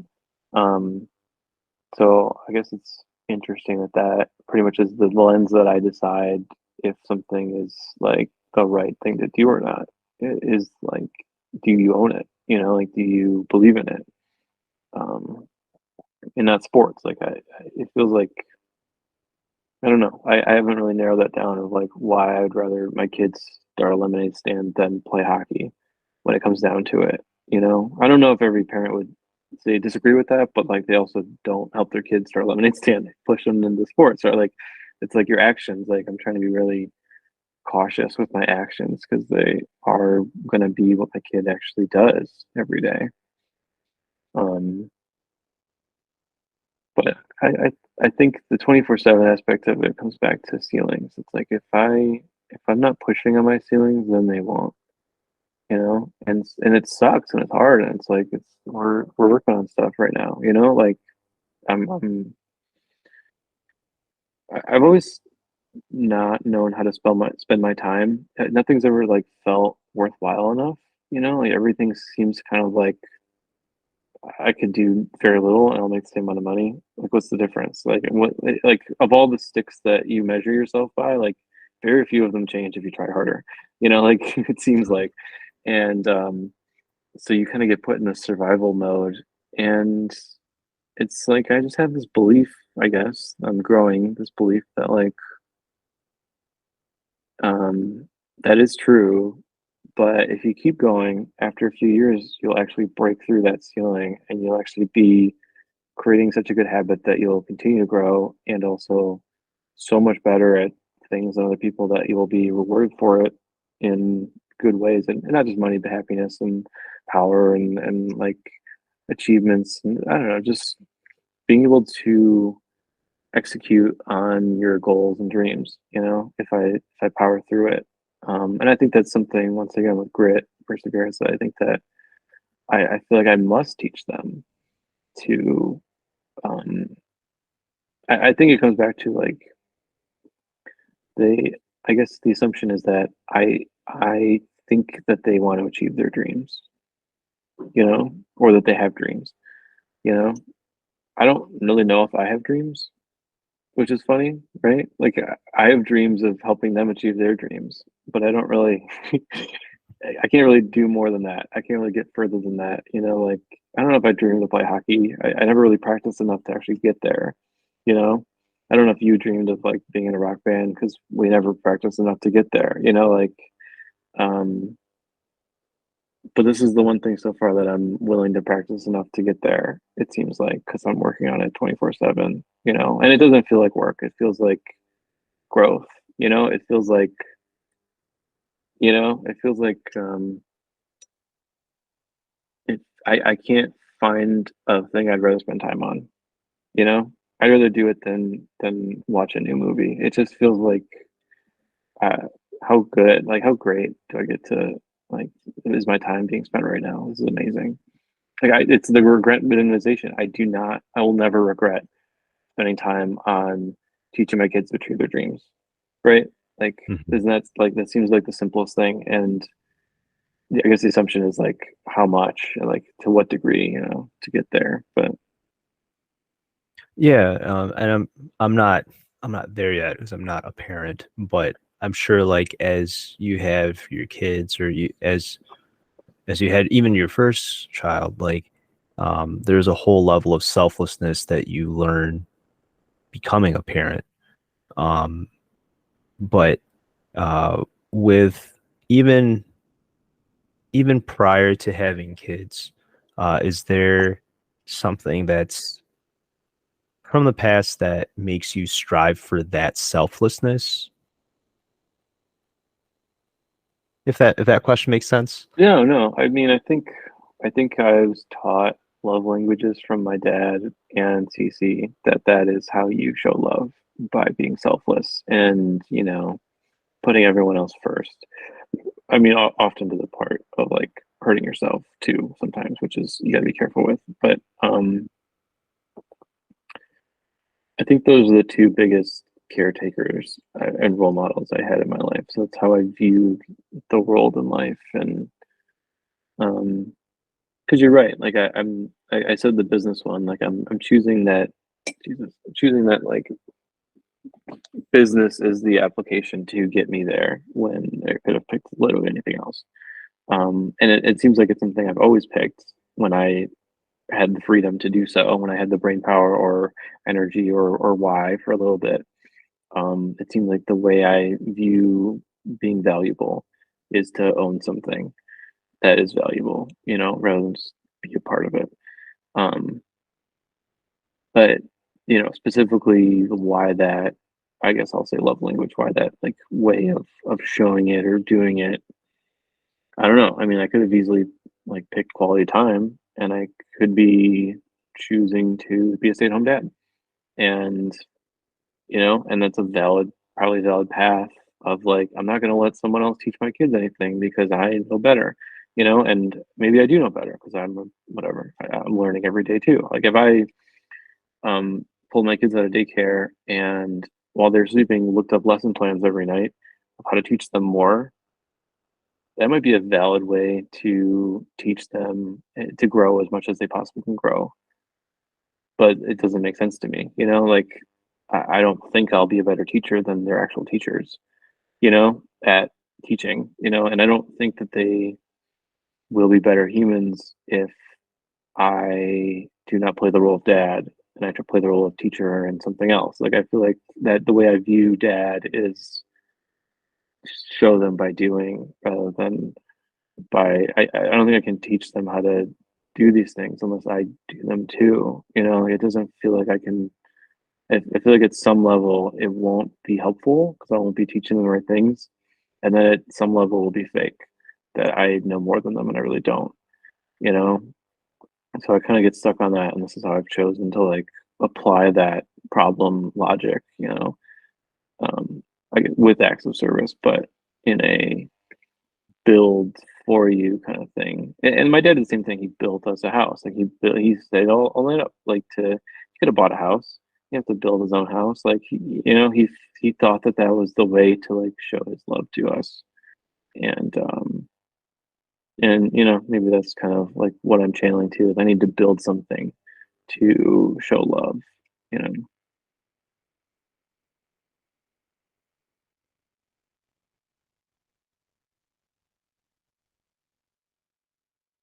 Yeah. I Do you was want to stop? no, no, like No, I it's okay. We've been going for a while.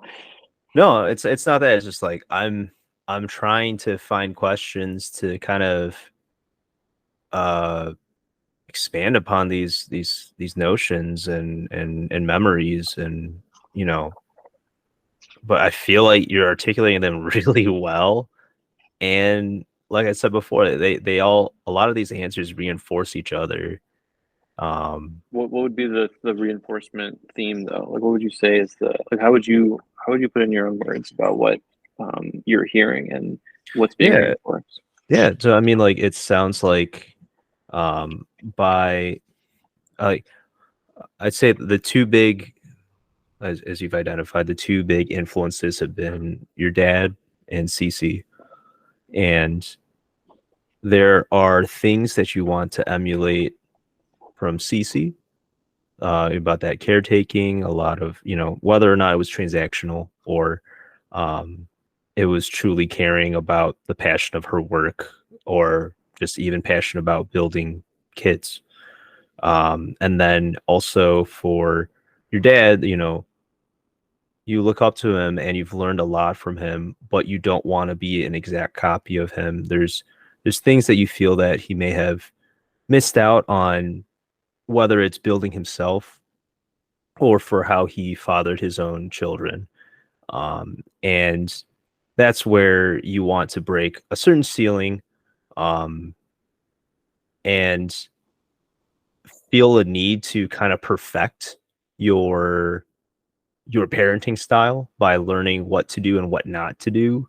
It sounds like you're really leaning on the what not to do's um, for like what you saw in your own parents or maybe particularly your dad, and it's it's created this pressure, but it's pressure pushing a plan that you're trying to really develop for yourself. You know, planning ahead, trying to better yourself, even if it's to like to a point of like the anxiety of can I make it to their soccer game or am I going on this business trip because you care so much about how the little things can impact your kid or kids.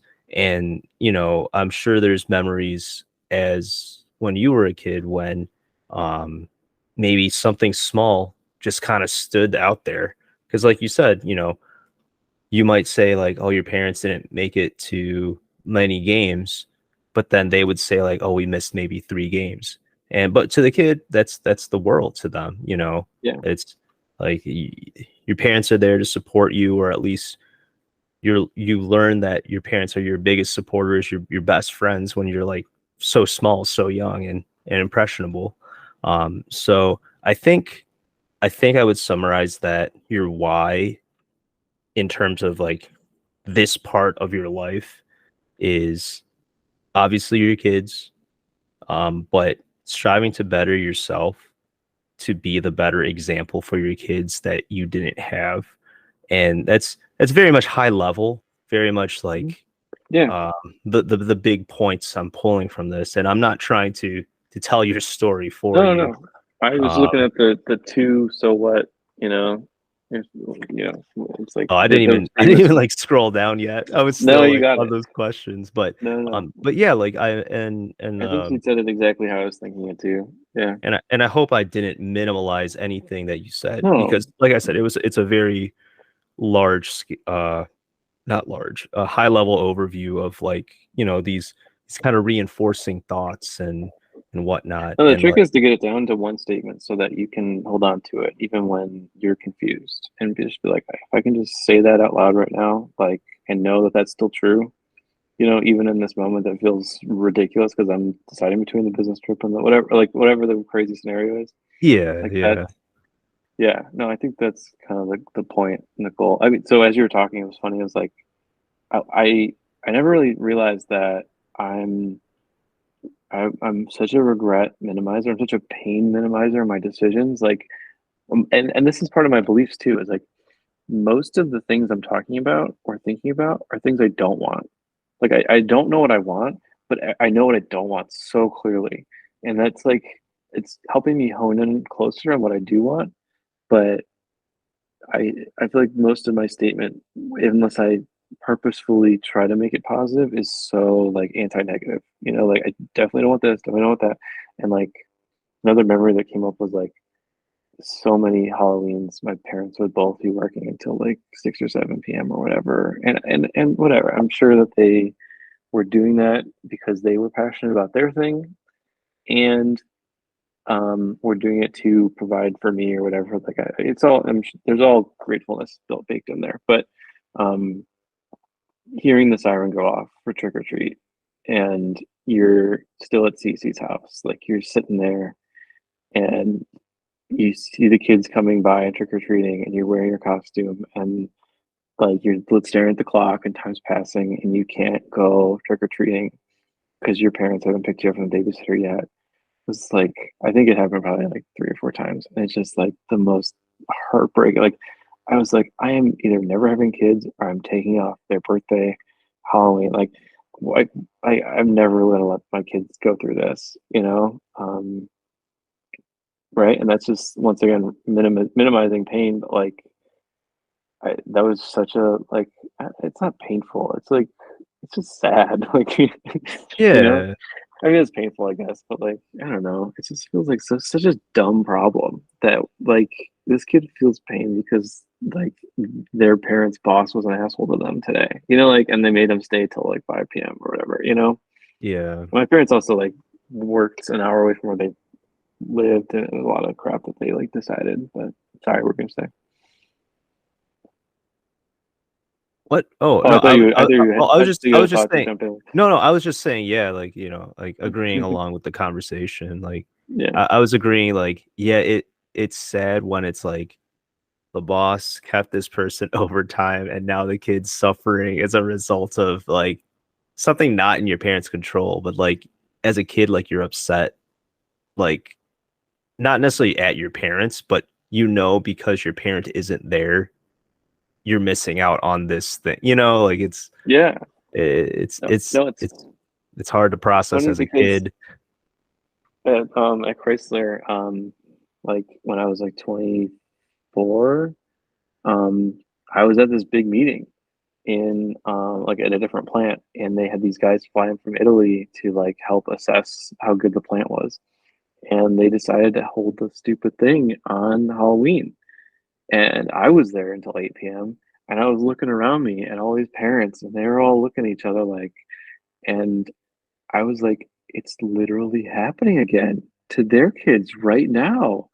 And I'm witnessing it, and I'm like witnessing pain being like it's happening right now. Like trauma's like literally happening. And what should they have done differently? Like what all the like decision questions, but like it's it's so crazy when you start to like see how stupid it is. Like the whole thing, like start to finish. And it made me like so sad that like I'm now a part of an organization that does this to people. You know, like puts them in these awkward situations. And I think that's when I like I don't know. I think that's when I like wanted an easier job. I was like, this is not I can't do this. But ironically, I only did that easier job for a while because I was so bored that I like wanted a harder job. So it's like I go back and forth. So I'm not laughing at you. I'm just no, laughing yeah. because I completely agree and I understand. It's just life's interesting. Well, I feel like this is one of those times where I I'll say something like, "This has been really helpful, and I can understand if we're gonna end soon, and maybe we do, but maybe we talk for another hour, and that's totally fine too. But like, I think you actually really have helped me um think through this honestly more than I thought you would. Like not because of you, just because this was like thrown together and like I didn't know. Like I thought I'd have to like watch this back to get more out of it, but I think I still will. But uh oh, and also uh do you care if I put this on YouTube? On YouTube? Hmm. Did I say anything dumb during this conversation? No, you haven't said anything. I've been the one swearing and talking about my parents the whole time. Yeah, I mean, I guess like I'm fine. Are there I any mean, obviously, identifiers other than oh, I guess my first and last name are on here. No, I'm just kidding. I could take it out, I guess. But Yeah, no, I'm this fine. is. I'm fine with I it. don't know if you care, but this is like part of like what I'm doing is I'm recording myself. I'm doing a vlog. I'm copying you actually. You influenced me to do this. Dude, I'm vlogging my don't life right you now. get out of here with that. Don't tell I'm me that I serious. inspired that. Ramel, 100%. The reason I'm doing this is because I look back at your stupid vlog from 20 whatever 2006, 5 maybe, and I love watching those videos. I love them. They're so good. Like they're just so raw and so real and like and you can just get the sense of like what life was like back then more than you could by talking to somebody or anything, any canned video or anything like it. Like you just saw what your life was like or what our life was like more than anybody. And I want to give that to my kids. I want them to know what 30-year-old Brian was when I'm 60 and I'm old and I'm stupid and annoying and like, like I want them to like when they're going through this problem when they're 30, they're like, I wonder what dad was up to like these days. Like and they can find out, because it's easy, right? I can record myself doing anything right now. And maybe they won't care and no one will ever care. But yeah, man, I've recorded myself like 150 times, like just kind of like doing 20 minutes about what's going on with me and what I'm worried about and what I'm like. And I think I'm trying to give them a sense of like who I am. And if I ever become a good mentor for them, they're like, maybe I didn't start there, like this was on purpose, like welcome and thank you for making me better. But Yeah, it's yeah. actually funny that you say that because like I was thinking to myself like, is there ever a time I'm ever gonna go back to like vlogging or anything? Or even like nowadays, like vlogs aren't often as they used to be. It's more like everything's podcast now, but it's kind of the same thing Yeah, because you film it and you just have the audio, whatever. But I was like, maybe when I'm a parent, like maybe I vlog so I could show other future dads like experiences. It's not so much like me show it to my kids. It's more like hey, I'm a fresh parent too. I'm experiencing what you're experiencing. It's because like yeah. it's one of those things where it's like guys aren't open about talk, or at least Hmm. society, guys just aren't open to talking about these tough emotions, these tough times, and like you just bite your tongue and you just push through, and then the whole male mental health thing, Yeah. it's a crisis that no one really addresses, and I that's mean, not to mention the physical abuse too is pretty common actually among yeah, like dads and their boys. It's like 1 in 3 like sons yeah, like exhibit that. It's crazy. yeah. So I mean, it's interesting that you brought that up that you're doing it and you have content. I don't know if it's already out there, but like you're actively filming these things and you want to Yeah, it's share it's on these YouTube. experiences. So I have yeah, like 2 subscribers. and it's kind of funny because like weren't we talking about like we should be filming or recording our Zoom calls with the I boys thought because about it. because I we have almost some still good have some. conversations on there that I'm like, I I just wish I I could like revisit that because there was I some good just don't things want to said. put somebody in an uncomfortable situation. Like I know when I'm recording myself Yeah, that I know it's going to be on there, but like I don't want someone to like I don't want someone to feel uncomfortable in a safe place. That's the hard part. Is like I yeah, feel like I'm creating a situation like that, by doing it that way, but I really wish I could record them and maybe I could edit them one day or whatever and like take out anything bad, but like I agree that I would love to know what my dad was hanging out with his bros talking about in 1980. Like, wouldn't it be cool to watch? Maybe not for like 3 hours, but maybe for like yeah, 20 but like minutes. just Like, like the small stuff. yeah, I Yeah, can cut that into something useful. But like that's kind of how I view the world right now. It's like it's it's people are gonna wish they could talk to me right now in the future, and they can because they can create an AI chatbot and put my face on it and take all my transcriptions of everything I said and it's gonna be real. That's gonna happen. Like if I died, actually, they could probably make me into AI chatbot at this point with all the content I have, and I can give advice to my kids when they're 50. I don't know if they want that, but they at least have a choice to want it or not. Just Yeah. crazy, right? It's just a weird thought, but Yeah, to answer your question, yeah, I'm okay with this being posted. It's just funny because I was like, man, really, really replaying if I said anything. you're judging yourself so hard. No, the whole point is you asked like no question, or you said nothing. So, It's um, funny because like I'm looking at you on my screen, that mhm. it's like, am I just this big head on your screen? I think I don't know what it records it as. I assume it like just does double things, Okay. but I don't know. We'll I don't figure it really out. care what I I've look never done like. it before, It's so just funny yeah. because like I don't know. That's not You're what I you're thought this was going. well, that's what like I said. You're gonna like pee your pants when you like realize what this is. It's just like Brian's like No, search I for love it. meaning, I love in it. life, and you're now a part of it. But I will say the funny thing is the vlogs is like I don't know. I think I have more to say about that. I feel like you were before your time. I don't think you realize like I don't think you realize how and maybe even today, you don't realize how gold that content is because it's just if that didn't exist, I would have made up what high school was like. Do you know what I mean?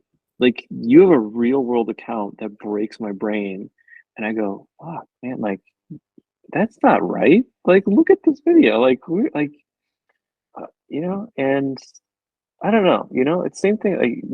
Like like people become their parents slowly. Like then they complain that they became their parents. Like it's because their parent wasn't around anymore to like remind them not to do that.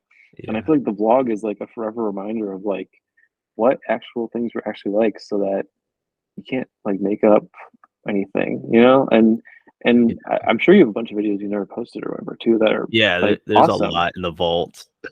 There's Yeah, plenty in man. the vault, man. See, do you cherish the vault or do you fear the vault?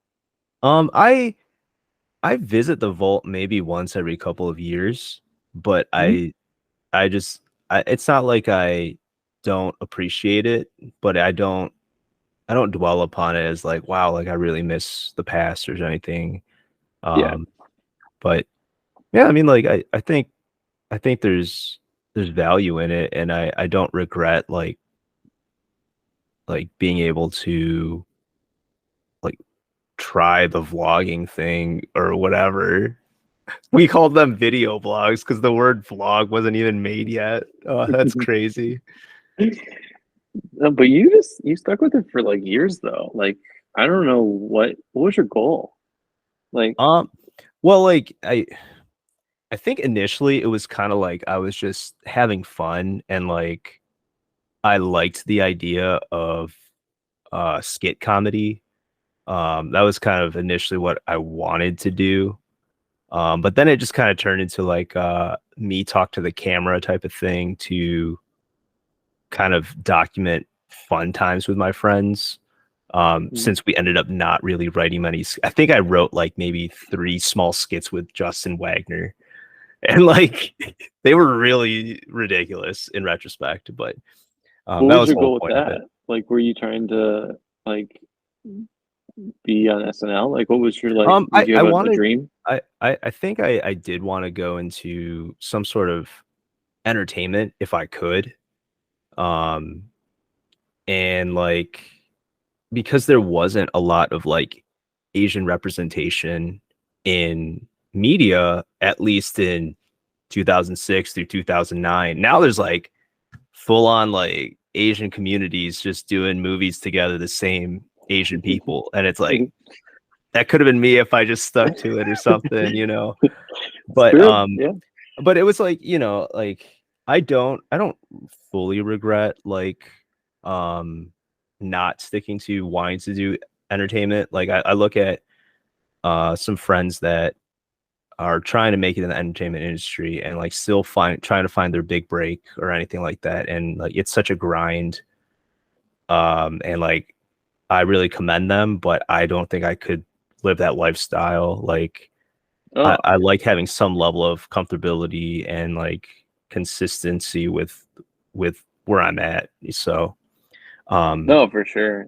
Yeah. No, it's risky as hell. The part of the reason I hit it off with Justin so hard at your bachelor party is like I see myself in him a lot where it's like, or he's who I want to be. It's like he's trying so hard 24/7 to like go do his dream. You know, Yeah. like I want to be like that. I want to be around people like that. That's awesome. And maybe my dream isn't like famous. It's to like make my kids not assholes. I don't know, you know, but like I I respect that. I've never felt that for anything until now. You know, like it's always been like, you know, okay, I'll try a little Yeah. bit. I'll try when I feel like it. Yeah. Yeah. I don't know if there was necessarily like a full on goal for the vlogging, but it started out as just like have fun with friends. Like I finally have a digital camera. Let's just use the shit out of it. And vlogging happened, and just over time, like I felt like I was recording so many things and was backlogged on so much content that when I tried editing it for those little transitions or whatever, it was just like, wow, I'm just spending so much time documenting my life instead of enjoying my life, and like Hmm. and like at some point I lost interest in that because I spent so much time trying to perfect the finished product Yeah. instead of just putting raw info. Like nowadays, like people just put raw videos on YouTube, like I don't think you're gonna edit this too much by any means, I don't like edit anything I do. e- I do it e- all in one take, and I do not exactly. do any editing at all because I'll quit if I start doing editing, and I won't. I won't. It'll lose my why. I won't actually like. Exactly.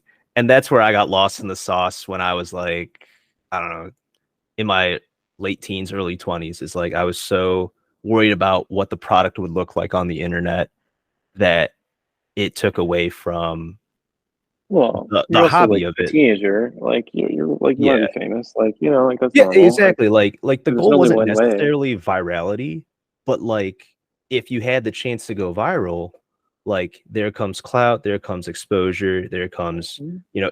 if the goal truly was to make it in the entertainment industry, so on and so forth. Like and like it wasn't truly the goal because back then vlogging one wasn't even like a word, and two, like was not easy to find monetary income from, so it wasn't even viewed as a career. Yeah.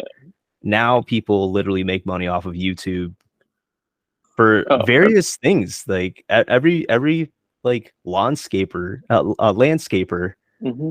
that I watch, or car detailer, it's they make money off of it. It's like, oh, if No, only I applied myself.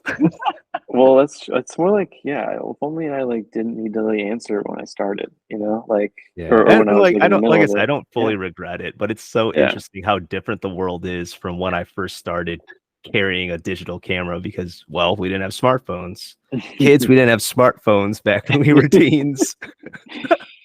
No, I got to like episode like 50 or 60 before that point hit me where it was like if I watch this back, I'd literally fall asleep. This is so boring and stupid. Like, why would anyone ever care about this? Like, okay, what should I do to make it better? Okay, okay. Like, do I really want to spend time doing that though? And every time I wanted to make an improvement, I would go, yeah, but I can't do that every time. And then I was like, well, then why am I doing this? Like, is this for me or is this for them? Who's it for? And I think I've landed on it's for me, but I'll post it so that it can be for you if for whatever reason it hits you the right way. But if Yeah, it's mostly for me. And I'm just gonna leave it out there as a breadcrumb. If someone finds value in it, it can be for them, great. But it's mostly for me. But I don't think that's a full good answer yet, but that's the best answer I got so far. But it's hard because it's like you can't make content and make it good at the same time. You know, like you can't document your life and so that's why I think if somebody actually falls in love with what I'm doing, they'll probably cut it all up for me and do whatever and great, I'll pay them or thank them or something. But you know, I yeah, I can't do my goal if I'm so focused on documenting me doing my goal. yeah, You know, it's hard though because you feel stupid I feel real stupid sometimes. I'm like sitting there and I have like a 30-second pause and I'm just like, I'm sure I look like a total idiot, but it's like whatever. Either I'll be laughed at or I'll be laughed at, I guess. Dude, So I know that feeling, man. Like I've held a digital camera that did not have like a front facing thing. So oh I couldn't even god, tell yeah. I couldn't even tell what I was looking at. You So couldn't even like tell if you're on camera. Oh my so you god. definitely have times when you just feel dumb in front of a camera, but like, there's a reason why you're trying to get the content anyways. Like Hmm. it and as long as you don't lose sight of that and get lost in the sauce elsewhere, like you're you're doing it for why you want to do it. So No, my goal was to when I started this was like whenever somebody like reads a biography or tells a story about something, it's that where they overcame adversity because that's what I think I need to teach my kids how to do to achieve their dreams. Um, it's always like, yeah, this sucked. Yeah, this was hard. Yeah, I failed a few times, but dot dot dot dot dot. I'm successful now, and I feel like what's lost in everything right now with TikTok and like everything to do with how people learn is the dot dot dot part. Is like we don't actually know or care anything about the actual part of the story where that actual person like woke up in the morning and felt like an asshole and an idiot and like they couldn't achieve the thing that they like watching somebody fail 200 times in a row and still try again in real life is way different than like in the in the montage, like an actual human is actually suffering right now for that many days in a row. And that was kind of the point too, is like if I actually document my suffering and my achieving and everything, that somehow that'll be worth something to somebody, like versus just showing the montage that everyone has of everything, And so if I actually start with nothing and I end up being great, like I actually went back and watched Mr. Beast's like first like 1,000 videos, and mhm. there because there's like, or I probably watched the first probably like 200 of them. They're like 2 minutes long. I got through them in like 4 or 5 hours, Yeah. and he like, do you know this? He had 10 subscribers at the end of year one, I think, and he had like 18 after year two, and he had like 25 after year three. Like he had nothing, like nothing until like year five. He had like 10,000, and then he had a million. So like, can you imagine thinking like you vlogged? Like, can you imagine thinking and working on your vlogs for 4 years And before it not you have a payoff actually or make enough anything. money or make enough like clout or whatever, like feel like Yeah. it was a good idea to even start? 4 years of your life where all of your friends are like laughing at you or trying to help you but don't know how or whatever it is, like whatever the stories you tell yourself. Like Yeah. I to for my kids to achieve their dreams, I need to do that for 4 years. Like I need to like have that perseverance because that's literally the best content creator in the world had to do that. Like, who am I? If I'm half as good, it might take me 10 years. Like, that's how it is. Like, you just got to keep going with whatever you're doing. And I have such a big problem with that it's like I really need to break that problem. Yeah. And also I think like you need some of the right pieces of support along the way too. Like um I remember seeing a clip of an interview of Mr. Beast talking about how he went from like year 4 to year 5 or whatever was that crazy year that it actually started scaling out. And it was like You got an editor, right? well, not just that, but also like him and the group of 4 or 5 guys that he's in on it with, they studied YouTube Oh yeah. videos for like hours and hours and probably just months, and to try to find out like what's getting views, what are pros and cons, and like as they experimented with more, they found like the true like recipe to how to at least get the clickbait going. Hmm. And now it's like every YouTuber is emulating that formula with like if if the if uh the still shot for this video The isn't like thumbnail, yeah, yeah. like you doing that, like, well, you're not gonna get any clicks, so that better Hmm. be the screenshot there. It's crazy. No, they do thumbnails like they do like 10,000 versions of it or something stupid. And they test them all. It's like Yep. crazy. Yeah. Yeah. No, it's interesting how much like like end user psychology goes into if you're gonna get a click or not. But that click is important because if you can do it at least once, you could expand that upon millions, and now he gets like X amount of views, X amount of dollars per video that he could waste so much money making the next video. Hmm. It's incredible, but it's also like almost not fathomable either.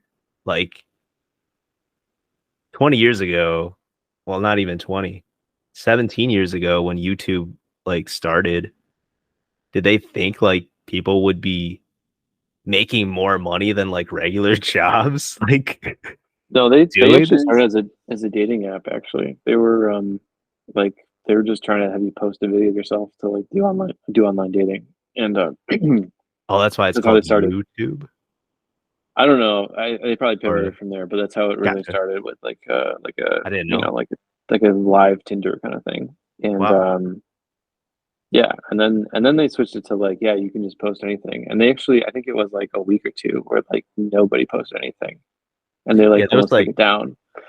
there was like a video of some guy at a zoo. It's like a 20-second clip, and I think it's Yeah. like the first ever YouTube, and it's like really anticlimactic, but very much groundbreaking. Mhm. So No, I wow. mean, how boring that clip is funny, right? Because like you would think it was this great clip or whatever, but like it was just a dude. Like he's like, I guess Yeah. I'll try this stupid YouTube thing, you know? Man, I should have been posting my videos on YouTube instead of Facebook. But Facebook was more established at that point in time by like Yeah. 2 years. So No, it's hard. I mean, also your friends are on Facebook. Like they like yeah, to receive like that comments and was the feedback and primary everything. audience at that Yeah, point. yeah. No, No I one. mean, I don't think you regret like not having a regret about that. It's like I don't regret like not being a professional hockey player because I know deep down that I'm not saying this about you. This is about me. I know deep down that I didn't put the effort in, and I know I never will. You know, like the degree that they need. Like I will never be a 24/7 hockey learner. You know, it just Yeah. doesn't. It doesn't. I don't see the end goal as simple as that. You know, it seems very. It seems impossible. But being a 24/7 business learner feels like every minute I put into it, I get more out of it. You know. Yeah. So I don't know if you feel that way about your regrets, but like I've been starting to like not um categorize them as simply as regrets anymore because it's more like it's just not who I am, you know, like or it's not who I was, and so therefore why should I be sad about that?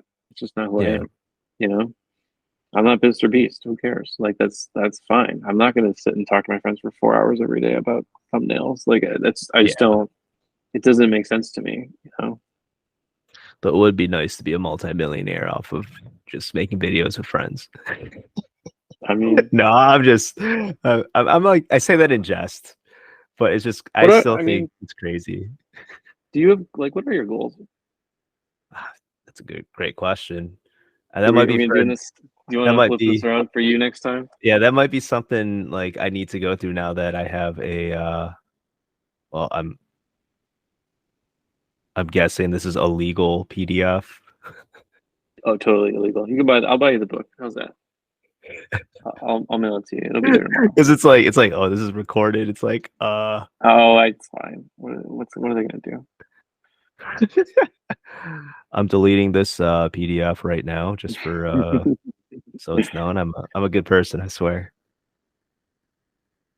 Did you like so this was like I think you said this was like kind of grabbing some things in your brain that about your life, but like did you enjoy this? Like or do you I would love to do this with you the opposite way, but please don't feel obligated to if that's just like not your cup of Yeah. tea. I, I, Yeah.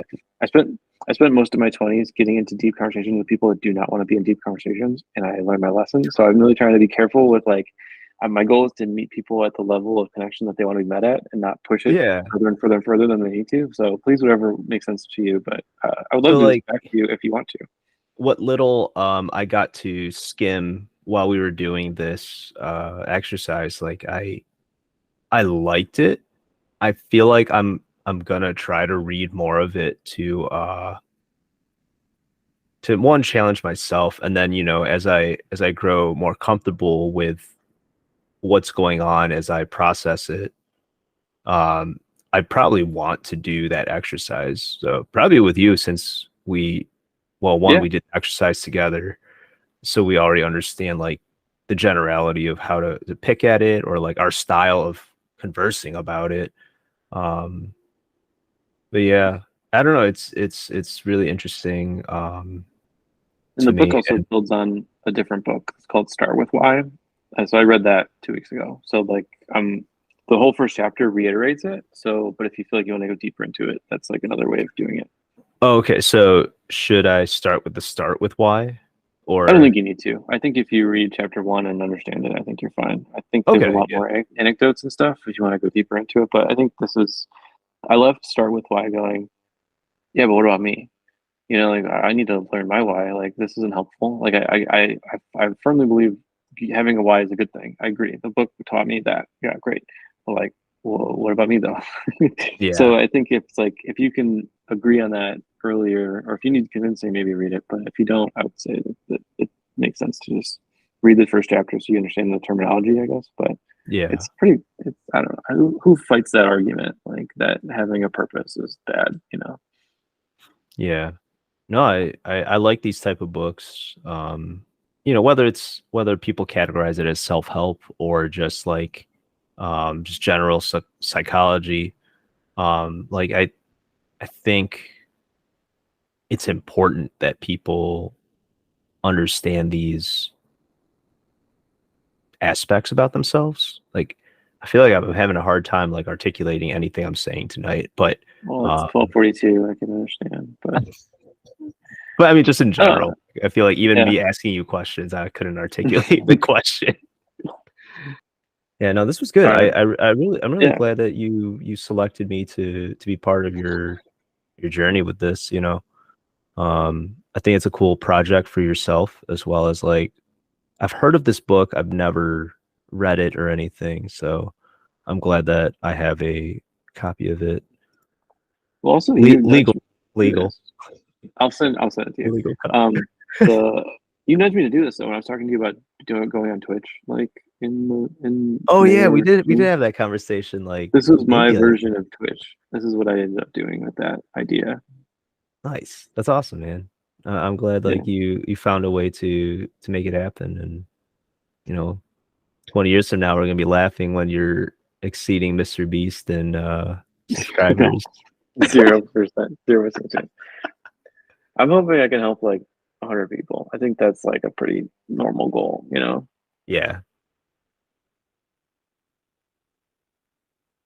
Well, I should go to bed. But thank you so much for doing this. You're Yeah, insane. I don't dude. know what provokes you to be such a good person, but seriously, it's cool. Yeah, yeah. Like I said, thank you for letting me be part of it, and it's giving me thoughts to think for myself, especially as I move closer to potentially being where you're at with like parenthood or trying to figure things out for my own life, just in general. So